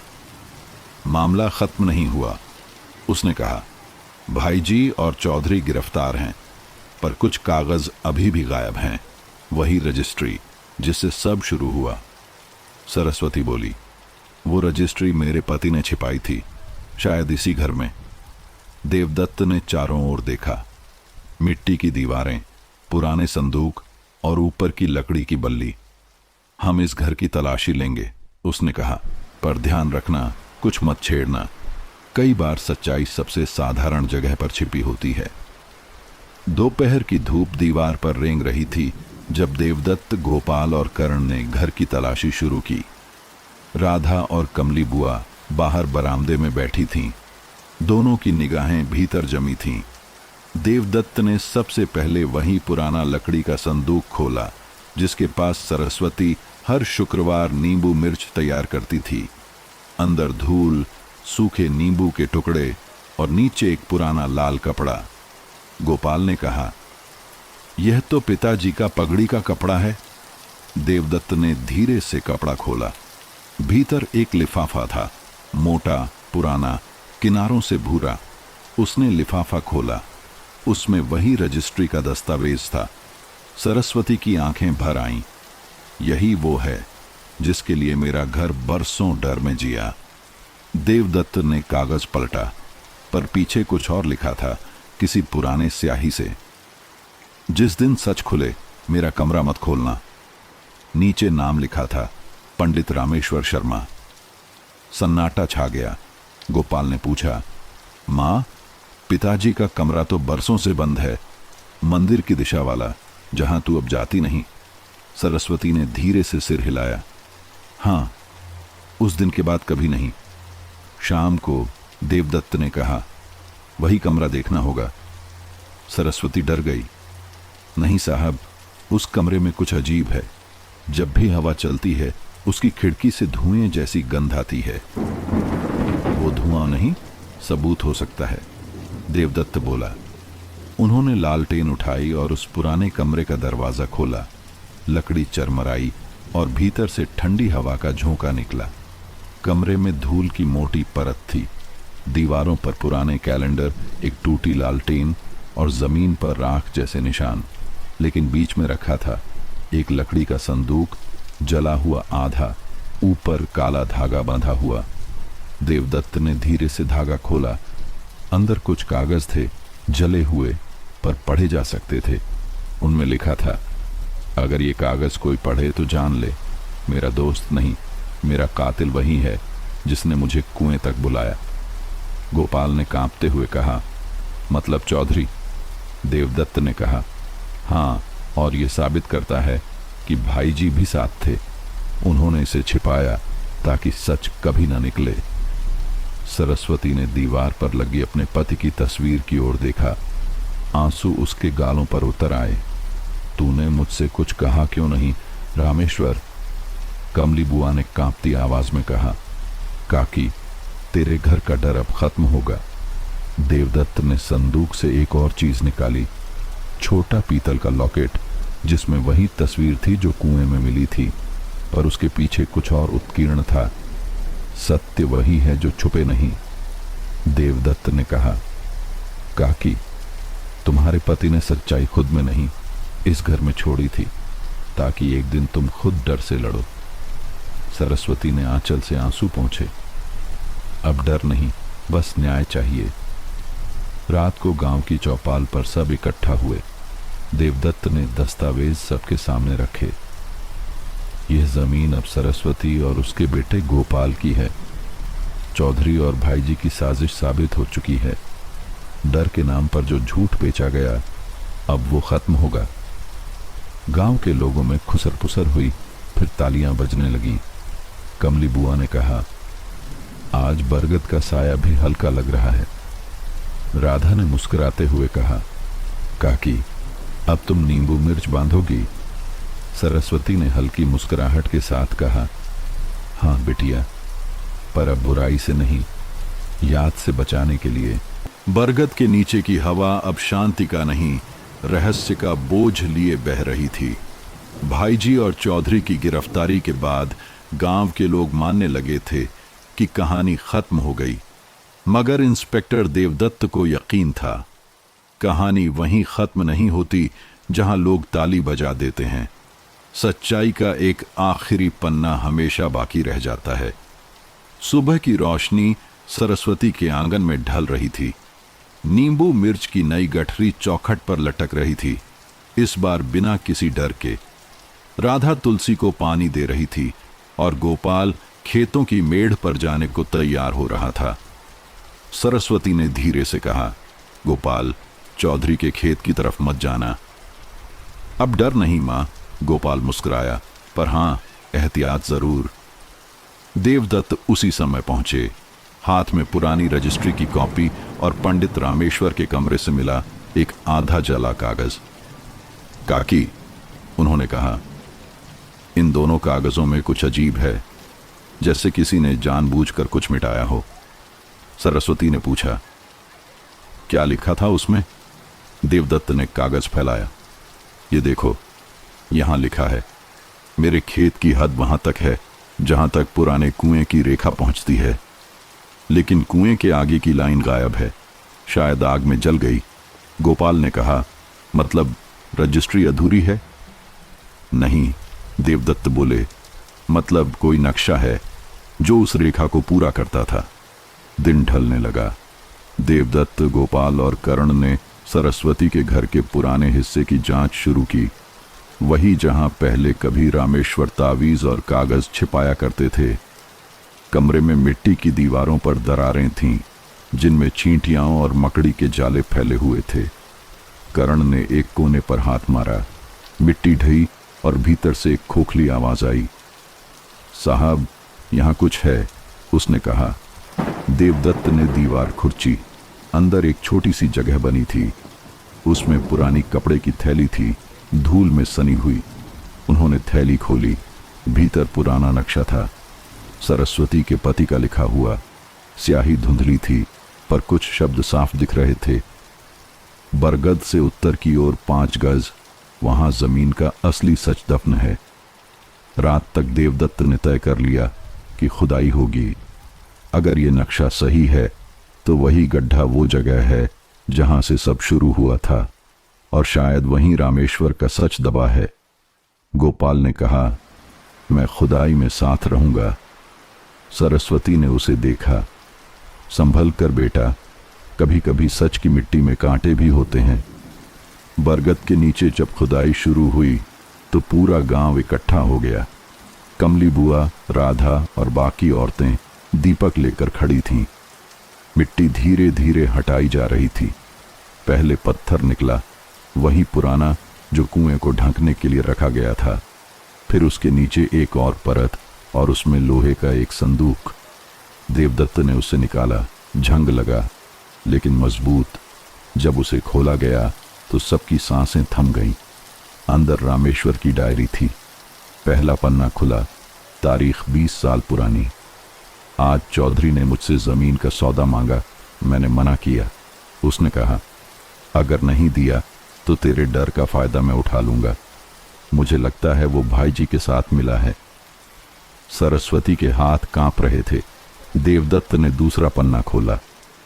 अगर मैं न रहूं तो जो ये पढ़े उसे सच बताना कि गांव के उत्तर में जो जमीन है वो मेरे नाम है। मैं उसे गांव की पाठशाला के लिए देना चाहता हूं। गोपाल की आंखों में आंसू थे। पिताजी ने तो स्कूल बनाने का सपना देखा था।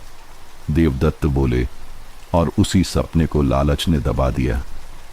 रात गहराती गई, मगर खुदाई बंद नहीं हुई। एक कोने से कुछ और मिला, लोहे की अंगूठी और एक पुराना पीतल का सिक्का। सरस्वती ने उसे उठाया और आंचल में रखा। यही उनका निशान था। उसने कहा, वो हर काम पर यह अंगूठी पहनते थे। कमली बुआ बोली, तो सारा डर, सारा नींबू मिर्च, सब बस उनके सच को छुपाने का तरीका था। देवदत्त ने कहा, हाँ, डर हमेशा सच्चाई का सबसे सस्ता पर्दा होता है। सुबह हुई। बरगद के नीचे अब मिट्टी समतल कर दी गई थी। उसी जगह पर देवदत्त ने एक पत्थर रखवाया जिस पर लिखा था, यहाँ सच्चाई दफन थी जिसे डर ने छिपाया। गांव के बच्चों ने वहीं खेलना शुरू कर दिया। सरस्वती ने उनके बीच खड़ी होकर देखा, उसी मिट्टी पर जहां कभी उसने नींबू मिर्च टांगी थी। राधा ने पूछा, काकी, अब डर नहीं लगता? सरस्वती ने मुस्कुराकर कहा, अब डर से ज्यादा भरोसा है उस मिट्टी पर जहां सच्चाई ने फिर आंख खोली। गोपाल ने बरगद की जड़ में तुलसी लगाई। यहां से अब डर नहीं उगेगा माँ, उसने कहा, यहां से ज्ञान उगेगा, स्कूल बनेगा। सरस्वती ने आसमान की ओर देखा। बादलों के बीच जैसे किसी ने धीरे से कहा, अब डर खत्म, कर्ज पूरा। उसकी आंखें भीग गईं। नींबू मिर्च अब भी चौखट पर लटक रही थी, लेकिन इस बार वह किसी बुराई से नहीं बल्कि एक पूरी हुई प्रार्थना की तरह झूल रही थी।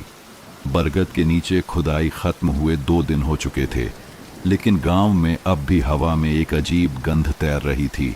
नींबू, राख और गीली मिट्टी की मिलीजुली गंध, जैसे किसी पुराने जख्म से निकलती हुई याद अब भी हवा में बह रही हो।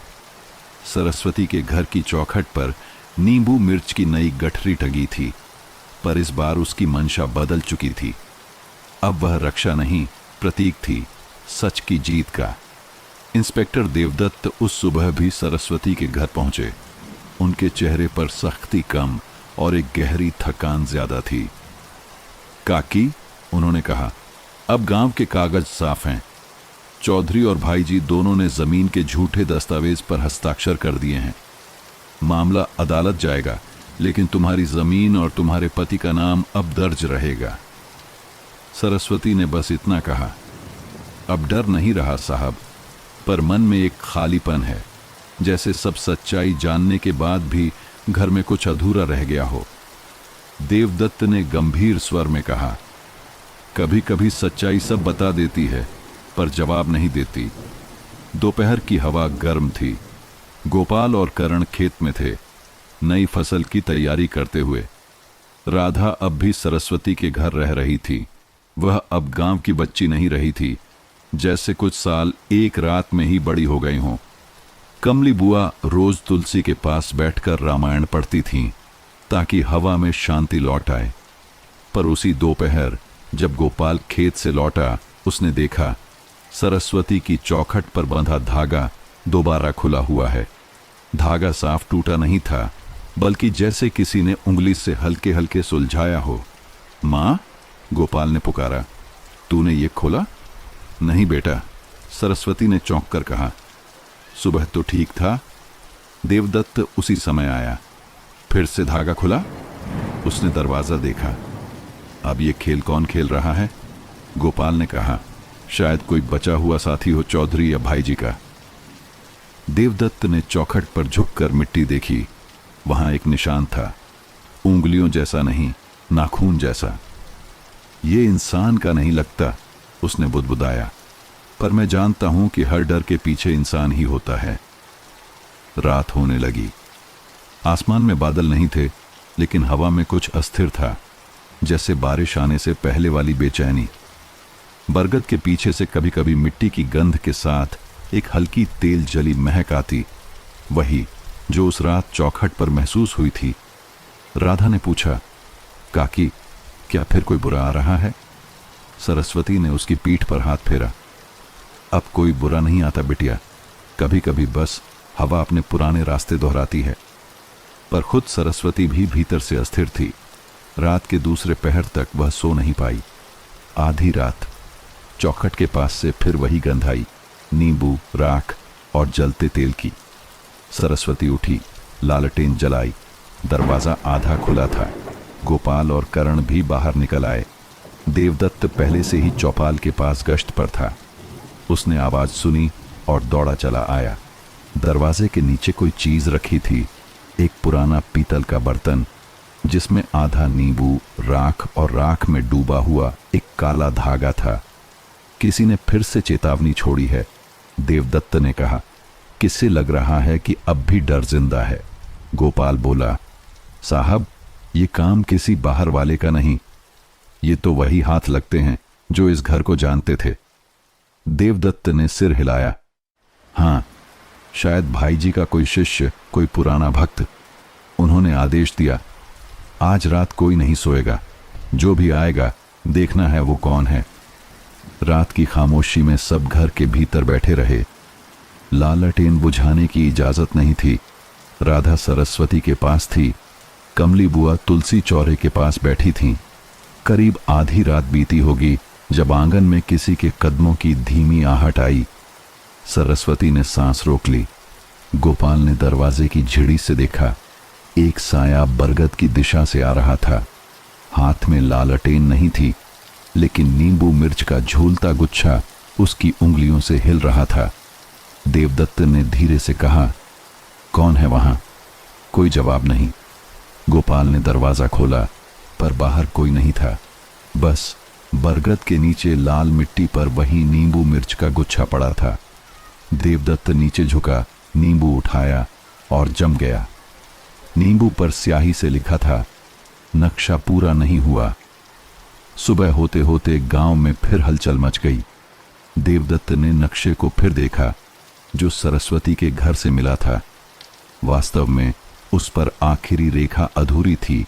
बरगद के उत्तर दिशा की बजाय पूर्व दिशा में हल्की सी रेखा जाती थी, जिसे उन्होंने पहले अनदेखा किया था। शायद यही बात नींबू में लिखने वाला बताना चाहता है, देवदत्त ने कहा। मतलब नक्शे में और कुछ है? गोपाल ने पूछा। हाँ, देवदत्त ने कहा, किसी ने हमें आधा सच दिया था। वे चारों, देवदत्त, गोपाल, करण और सरस्वती, सुबह सुबह नक्शे की नई दिशा में निकले। वह रास्ता पुराने तालाब की ओर जाता था, जहां अब पानी सूख चुका था और मिट्टी में दरारें थीं। करीब 15 कदम चलते ही देवदत्त ने कहा, यहां यही बिंदु है। खुदाई शुरू हुई। मिट्टी की 2 परतें हटने के बाद भीतर से एक छोटी लोहे की तिजोरी निकली। देवदत्त ने उसे खोला। अंदर कुछ नहीं था, बस एक और नींबू मिर्च की गठरी, पर इस बार उसमें कुछ छिपा था। राख से सना हुआ छोटा कपड़ा, जिस पर लिखा था, डर खत्म नहीं होता, वह बस रूप बदलता है। देवदत्त ने कहा, जिसने ये रखा वो जानता था हम यहां आएंगे। सरस्वती ने आसमान की ओर देखा। मतलब कोई अब भी खेल खेल रहा है। देवदत्त बोला, हां, और वो चाहता है कि हम सोचें, डर अभी मरा नहीं। बरगद की जड़ों में सुबह की ओस जम चुकी थी और मंदिर के घंटों की आवाज दूर तक गूंज रही थी, लेकिन उस गूंज में अब श्रद्धा से ज्यादा सवाल थे। भाईजी और चौधरी जेल में थे, फिर भी इंस्पेक्टर देवदत्त के मन में बेचैनी बनी हुई थी। काकी, उन्होंने कहा, जिसने रात को नींबू मिर्च वहां छोड़ा था, वह कोई है जो अब भी मंदिर की परछाइयों में छिपा है। सरस्वती ने तुलसी को पानी दिया और धीमे स्वर में बोली, तो फिर उस मंदिर का दरवाजा खोलिए साहब, शायद अब भी वहां कुछ बाकी है। देवदत्त ने सिर हिलाया। हां, अब बारी मंदिर की है। वहीं से सब शुरू हुआ था और वहीं खत्म होगा। मंदिर के चारों ओर धुंध फैली थी। कमली बुआ, राधा, गोपाल और करण सब देवदत्त के साथ पहुंचे। पीपल की डालों पर बैठे कौवे बार बार कांव कांव कर रहे थे, मानो आने वाली घटना की आहट दे रहे हों। भाईजी के कमरे का दरवाजा अब भी बंद था। देवदत्त ने चाबी निकाली, वही जो उन्हें भाईजी की जेब से मिली थी। दरवाजा चरमराया और खुलते ही अंदर से धूप बत्ती की भारी गंध बाहर निकली, जिसमें नींबू और राख की हल्की बांस मिली हुई थी। कमरा वैसा ही था, दीवारों पर पुराने तावीज, नींबू मिर्च के गुच्छे और बीच में वही लकड़ी का संदूक। लेकिन आज जब देवदत्त ने दीवार के उस हिस्से पर टॉर्च की रोशनी डाली जो पहले कभी नहीं खोला गया था, तो अचानक दीवार की मिट्टी अलग चमकी। ये हिस्सा बाकी दीवार से नया है, उन्होंने कहा। किसी ने यहां कुछ छिपाया है। गोपाल ने फावड़ा उठाया और मिट्टी खुरचने लगा। थोड़ी देर में वहां एक खोखला स्थान दिखा। अंदर पीतल का एक छोटा डिब्बा था, जिस पर काले धागे की कई परतें बंधी थीं। देवदत्त ने सावधानी से धागे काटे और जब डिब्बा खोला तो सबकी आंखें ठिठक गईं। अंदर एक राख से लिपटा हुआ नीला कपड़ा था और उसके भीतर एक पन्ना, जिस पर लिखा था, सत्य का देवालय वही जो भय से नहीं पश्चाताप से पवित्र हो। और उसके नीचे एक नाम था, भाईजी, पंडित नरोत्तम शरण। कमली बुआ ने कांपती आवाज में कहा, इसका मतलब उसने खुद लिखा था? देवदत्त ने सिर हिलाया। हां, उसने अपने अपराध का बोध किया था, लेकिन किसी को बताने की हिम्मत नहीं जुटा सका, इसलिए उसने सच को देवालय की दीवार में बंद कर दिया। राधा ने पूछा, पर साहब, उसने क्यों लिखा कि पश्चाताप से पवित्र हो? देवदत्त ने कहा, क्योंकि उसने जाना था कि असली शुद्धि नींबू मिर्च से नहीं, सच स्वीकारने से आती है। यही उसका पछतावा था। तभी करण ने दीवार के नीचे की ओर कुछ चमकती चीज देखी। उसने झुककर मिट्टी हटाई। वहां एक चांदी की चम्मच दबी थी। सरस्वती ने तुरंत पहचान लिया, ये रामेश्वर की है, वही जो वो आरती में इस्तेमाल करते थे। गोपाल की आंखें नम हो गईं। मतलब पिताजी के निशान यहां भी थे। देवदत्त ने कहा, यही तो देवालय का राज है काकी। तुम्हारे पति ने जिस सच्चाई के लिए जान दी, वही सच्चाई अब यहां तक पहुंच चुकी है। मंदिर के भीतर दीपक जलाए गए। देवदत्त ने भाई जी का लिखा पन्ना मूर्ति के सामने रख दिया। अब ये देवालय झूठ के नहीं, स्वीकार के नाम पर जाना जाएगा। उन्होंने कहा। गांव के लोग धीरे धीरे वहां आने लगे। कोई प्रसाद रखता, कोई फूल चढ़ाता, पर आज वहां डर नहीं था। आज किसी ने नींबू मिर्च नहीं बांधा, किसी ने काला धागा नहीं लटकाया। सब बस शांत खड़े थे, जैसे डर का समय बीत चुका था और गांव पहली बार खुलकर सांस ले रहा था। शाम ढली। सरस्वती मंदिर की सीढ़ियों पर बैठी थी। राधा उसके पास आई। काकी, अब ये जगह कैसी लगती है? सरस्वती मुस्कुराई। पहले लगता था ये देवालय डर से भरा है, अब लगता है ये मेरे रामेश्वर की आत्मा से भरा है, सच्ची और शांत। गोपाल ने कहा, अब इस गांव को नया नाम देना चाहिए, डर से नहीं, सच्चाई से जुड़ा। देवदत्त ने हंसकर कहा, नाम तो वही रहेगा बेटा, पर अब इतिहास बदल जाएगा। देवालय की घंटी की गूंज अब भी हवा में तैर रही थी, लेकिन उस गूंज के साथ एक अजीब सी बेचैनी भी थी, जैसे किसी अनकही बात का सिरा अभी भी बाकी हो। गांव में शांति लौट आई थी, पर इंस्पेक्टर देवदत्त का मन अब भी शांत नहीं था। काकी, उन्होंने कहा, हर रहस्य का एक छोर खुल गया है, लेकिन एक सवाल अब भी अधूरा है। सरस्वती ने तुलसी में जल चढ़ाते हुए पूछा। कौन सा सवाल साहब? देवदत्त ने धीमी आवाज में कहा, वो नींबू मिर्च जो आखिरी बार चौखट पर मिली थी, जिस पर लिखा था नक्शा पूरा नहीं हुआ, वो किसने रखा? कमली बुआ जो पास बैठी थी एकदम कांप गई। मैं तो कहती हूं वो किसी आत्मा की निशानी थी, रामेश्वर जी खुद लौटे होंगे। गोपाल हंस पड़ा। बुआ, अब तो पुलिस ने सब साबित कर दिया। देवदत्त ने सिर हिलाया। नहीं बेटा, मैं भूतों में नहीं मानता, पर मुझे यकीन है कोई और था, कोई जिसने ये सब दूर से देखा, सब जाना, लेकिन सामने नहीं आया। रात का समय, बरगद के नीचे से हवा गुजर रही थी। उसकी सरसराहट अब डर नहीं, रहस्य जैसी लगती थी। सरस्वती, गोपाल, राधा, करण और देवदत्त मंदिर के बरामदे में बैठे थे। दीपक की लौ हिल रही थी। साहब, राधा ने कहा, जब मैं कुएं में थी मैंने किसी को देखा था, वो चौधरी नहीं था। देवदत्त तुरंत चौकन्ने हुए। क्या कहा तूने? राधा ने सिर हिलाया। हाँ, जब चौधरी मुझे नीचे बंद करने आया था, उसके साथ कोई और था, पर उसका चेहरा नहीं दिखा। उसने कहा था, सिर्फ डर जिंदा रहना चाहिए। गोपाल ने पूछा, तो वो कौन हो सकता है? देवदत्त ने कहा, जिसे डर की सबसे ज्यादा जरूरत थी, जो अपने सच को दबाए रखना चाहता था। अगली सुबह उन्होंने गांव के पुराने रिकॉर्ड निकलवाए।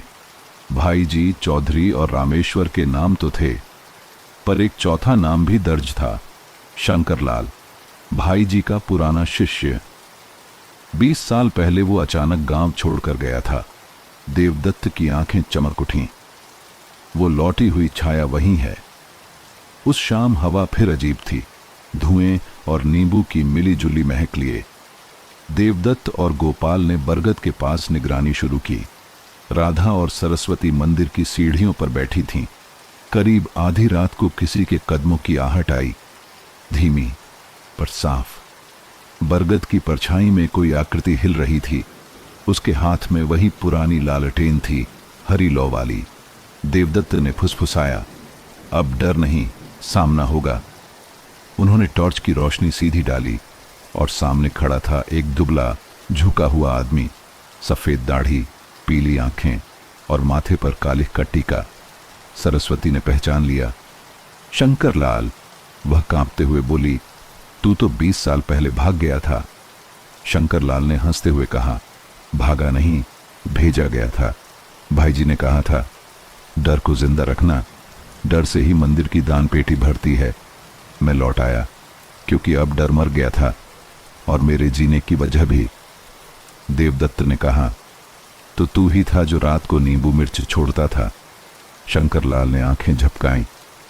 हाँ, ताकि तुम सब सोचो कोई आत्मा लौट आई है, पर असल में मैं ही था जो चाहता था कि डर फिर से जगे। सरस्वती ने दृढ़ स्वर में कहा, तूने मेरे घर की चौखट पर वो नींबू क्यों रखा? वह हंसा, क्योंकि तुम्हारा घर ही वो जगह था जहां से डर मरा था। मैं उसे फिर जिंदा करना चाहता था। देवदत्त ने धीरे से कहा, पर अब तू देर से लौटा है शंकर। अब लोग डर से नहीं, सच से जीना सीख गए हैं। शंकर लाल ने सिर झुका लिया। डर मेरा धर्म था साहब, अब जब वो मर गया तो मेरा होना भी बेकार है। वह धीरे धीरे पीछे हटा, बरगद की छाया में समा गया और कुछ पल बाद बस हवा बची। गोपाल ने दौड़कर देखा, वहां सिर्फ टूटी हुई लालटेन पड़ी थी। हरी लौ बुझ चुकी थी। सुबह गांव में खबर फैल गई। बरगद की छाया में कोई बूढ़ा गिरा मिला जिसकी सांसें अब भी चल रही थीं। देवदत्त ने उसे अस्पताल भिजवाया। सरस्वती बरगद के नीचे खड़ी रही, मिट्टी को देखते हुए बोली, अब डर की आखिरी छाया भी दिख गई साहब। अब सच पूरी तरह उजाला बन गया है। देवदत्त मुस्कुराए। काकी, अब ये गांव डर की कहानियों से नहीं, सच्चाई की मिसाल से जाना जाएगा। रात को मंदिर में फिर आरती हुई। इस बार बिना तावीज, बिना नींबू मिर्च, बस दीपक की रोशनी और गांव के लोगों के चेहरे। सरस्वती ने तुलसी में जल डाला और बोली, डर तो बस छाया था, अब हम सब सूरज हैं। राधा ने मुस्कुराकर पूछा, और अगर कभी छाया लौटे? सरस्वती ने कहा, तो उसे बताना। अब वो डर नहीं, बस एक पुरानी कहानी है। गांव अब बदल चुका था। जहां पहले शाम ढलते ही चौपाल पर अंधेरा उतर आता था, वहां अब लालटेनें खुद ब खुद नहीं, इंसानों के भरोसे जलने लगी थीं। नींबू मिर्च अब भी चौखटों पर लटकते थे, पर अब वो ताबीज नहीं, याद के प्रतीक थे। सरस्वती के आंगन में तुलसी के पास नया मिट्टी का दीपक रखा था। उसकी लौ अब कांपती नहीं थी। गोपाल खेतों की मेड़ पर काम कर रहा था और राधा वहीं पास पानी भर रही थी। कमली बुआ रोज बच्चों को कहानी सुनाती थी, डर की नहीं, साहस की। लेकिन इंस्पेक्टर देवदत्त अब भी गांव में ठहरा हुआ था। वो एक आखिरी रिपोर्ट लिखना चाहता था। कहानी खत्म हो चुकी है, उन्होंने कहा, पर यह गांव अब मिसाल बनेगा जहां डर पर सच्चाई ने जीत पाई। सरस्वती मुस्कुराई। साहब, पहले लोग नींबू मिर्च को जादू समझते थे, अब उसे सुरक्षा मानते हैं। फर्क बस नीयत का था। देवदत्त बोले, सुरक्षा और जादू के बीच की रेखा बहुत पतली होती है काकी। एक भरोसे से पैदा होती है, दूसरी डर से। फर्क बस ये है, कौन उसे पकड़ता है। शाम का समय। बरगद के नीचे गांव के लोग इकट्ठा थे। गोपाल ने बच्चों के लिए वहां रामेश्वर पाठशाला का उद्घाटन किया, वही स्कूल जो उसके पिता का सपना था। सरस्वती ने जब फावड़े से पहली ईंट पर जल चढ़ाया तो हवा में नींबू की खुशबू घुल गई। कमली बुआ बोली, काकी, अब ये गांव डर से नहीं, शिक्षा से महक रहा है। राधा ने धीरे से कहा, और मैं यहीं पढ़ूंगी ताकि कोई बच्चा कभी अंधविश्वास न सीखे। देवदत्त ने तालियां बजाईं। यही असली हवन है, सच्चाई और ज्ञान का। रात आई और उसके साथ एक ठंडी, सुकून भरी हवा। सरस्वती बरामदे में बैठी थी, हाथ में वही पुरानी गठरी, नींबू, मिर्च और काला धागा। राधा ने हंसते हुए पूछा, काकी, अब भी बांधोगी इसे? सरस्वती ने हल्की मुस्कुराहट के साथ कहा, हाँ बिटिया, पर अब इसके मायने बदल गए हैं। पहले ये डर भगाने के लिए था, अब ये याद दिलाने के लिए है कि डर पर सच्चाई की जीत हो सकती है। गोपाल बरामदे से बाहर आया। माँ, तूने कहा था ना, सुरक्षा दिल से होती है, ताबीज से नहीं। सरस्वती बोली, हाँ बेटा, लेकिन कभी कभी वही ताबीज हमें अपने पुराने रूप की याद दिलाता है, ताकि हम भूलें नहीं कि अंधकार कभी भी लौट सकता है। रात के सन्नाटे में मंदिर की दिशा से हवा चली। उसमें घंटी की धीमी टंकार थी और नींबू मिर्च की खुशबू। देवदत्त ने उस ओर देखा और मुस्कुराए। कभी कभी सुरक्षा भी जादू जैसी लगती है काकी, पर अब फर्क हम जानते हैं। सरस्वती ने कहा, हाँ साहब, जब विश्वास डर से जन्मे तो वो जादू बनता है, और जब सच्चाई से जन्मे तो सुरक्षा। अगली सुबह सूरज थोड़ा तेज निकला। बरगद के नीचे खिले फूलों पर ओस की बूंदें थीं। बच्चे स्कूल की ओर भाग रहे थे, वही जगह जहां पहले डर की कहानियां गढ़ी जाती थीं। अब वहां शिक्षा की घंटी बजती थी। कमली बुआ मुस्कुराईं। अब इस गांव की नींव नींबू मिर्च से नहीं, किताबों से टिकी है।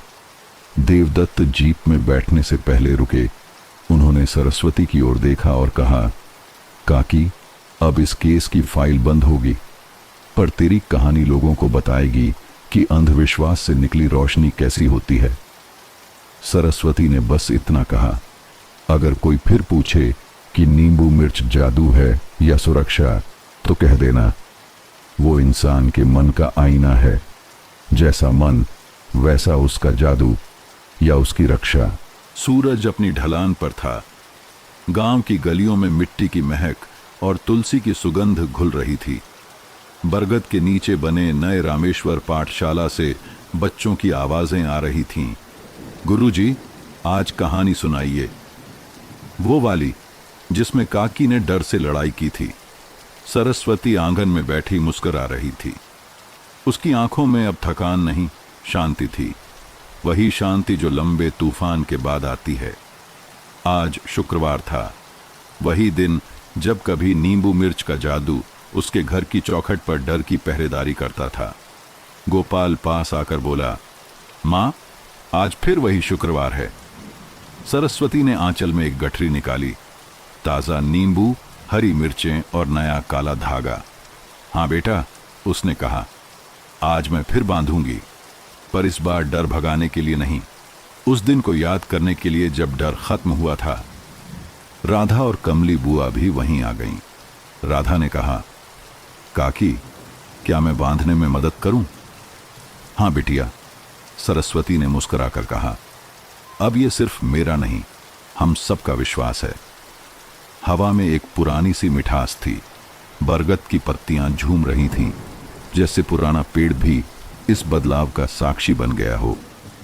सरस्वती ने नींबू मिर्च की डोरी बनाते हुए कहा, देखो, पहले लोग सोचते थे कि बुरी आत्माएं इससे दूर रहती हैं, पर असल में जब हम डर को बांध देते हैं, वो खुद ही दूर चला जाता है।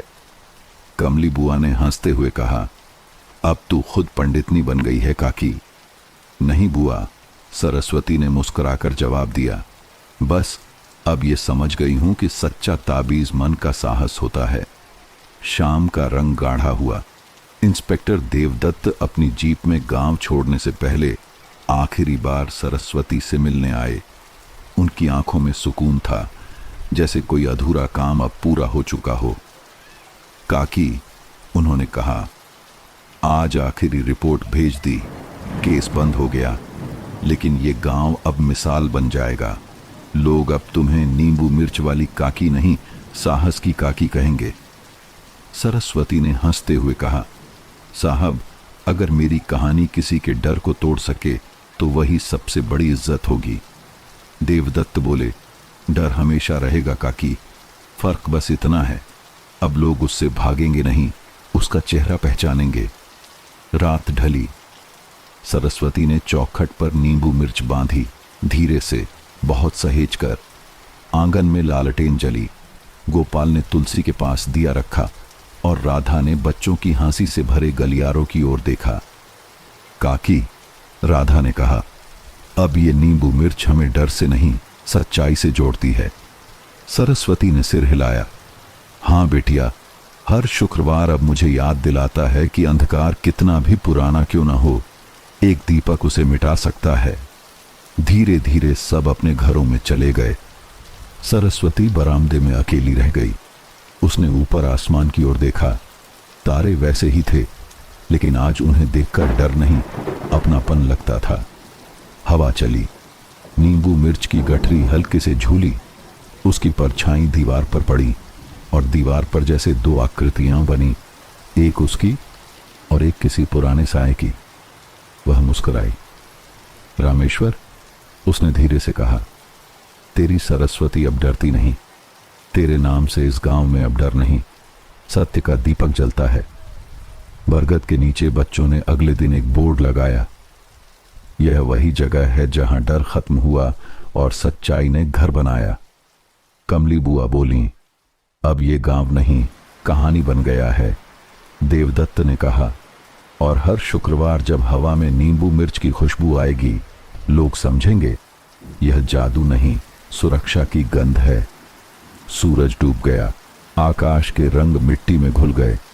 बरगद की डालों में झूलती नींबू मिर्च की गठरी चमक रही थी, जैसे किसी पुराने भय का अब उजले में रूपांतरण हो गया हो। सरस्वती ने आखिरी बार दरवाजा बंद किया, आंखें मूंदी और मन ही मन कहा, हर शुक्रवार नया हो, पर अब किसी डर की शुरुआत नहीं, बस सच्चाई का अंत हो। नींबू मिर्च और काला धागा का आखिरी पन्ना वहीं बंद हुआ जहां कभी अंधविश्वास था, अब वहां विश्वास की रोशनी थी। जहां डर की गंध थी, अब वहां मिट्टी, जीवन और शांति की महक थी। और जहां कभी लोग कहते थे सुरक्षा या जादू, अब हर कोई जानता था, सुरक्षा सच से आती है, जादू डर से। और अब यहां सिर्फ सच बचा है,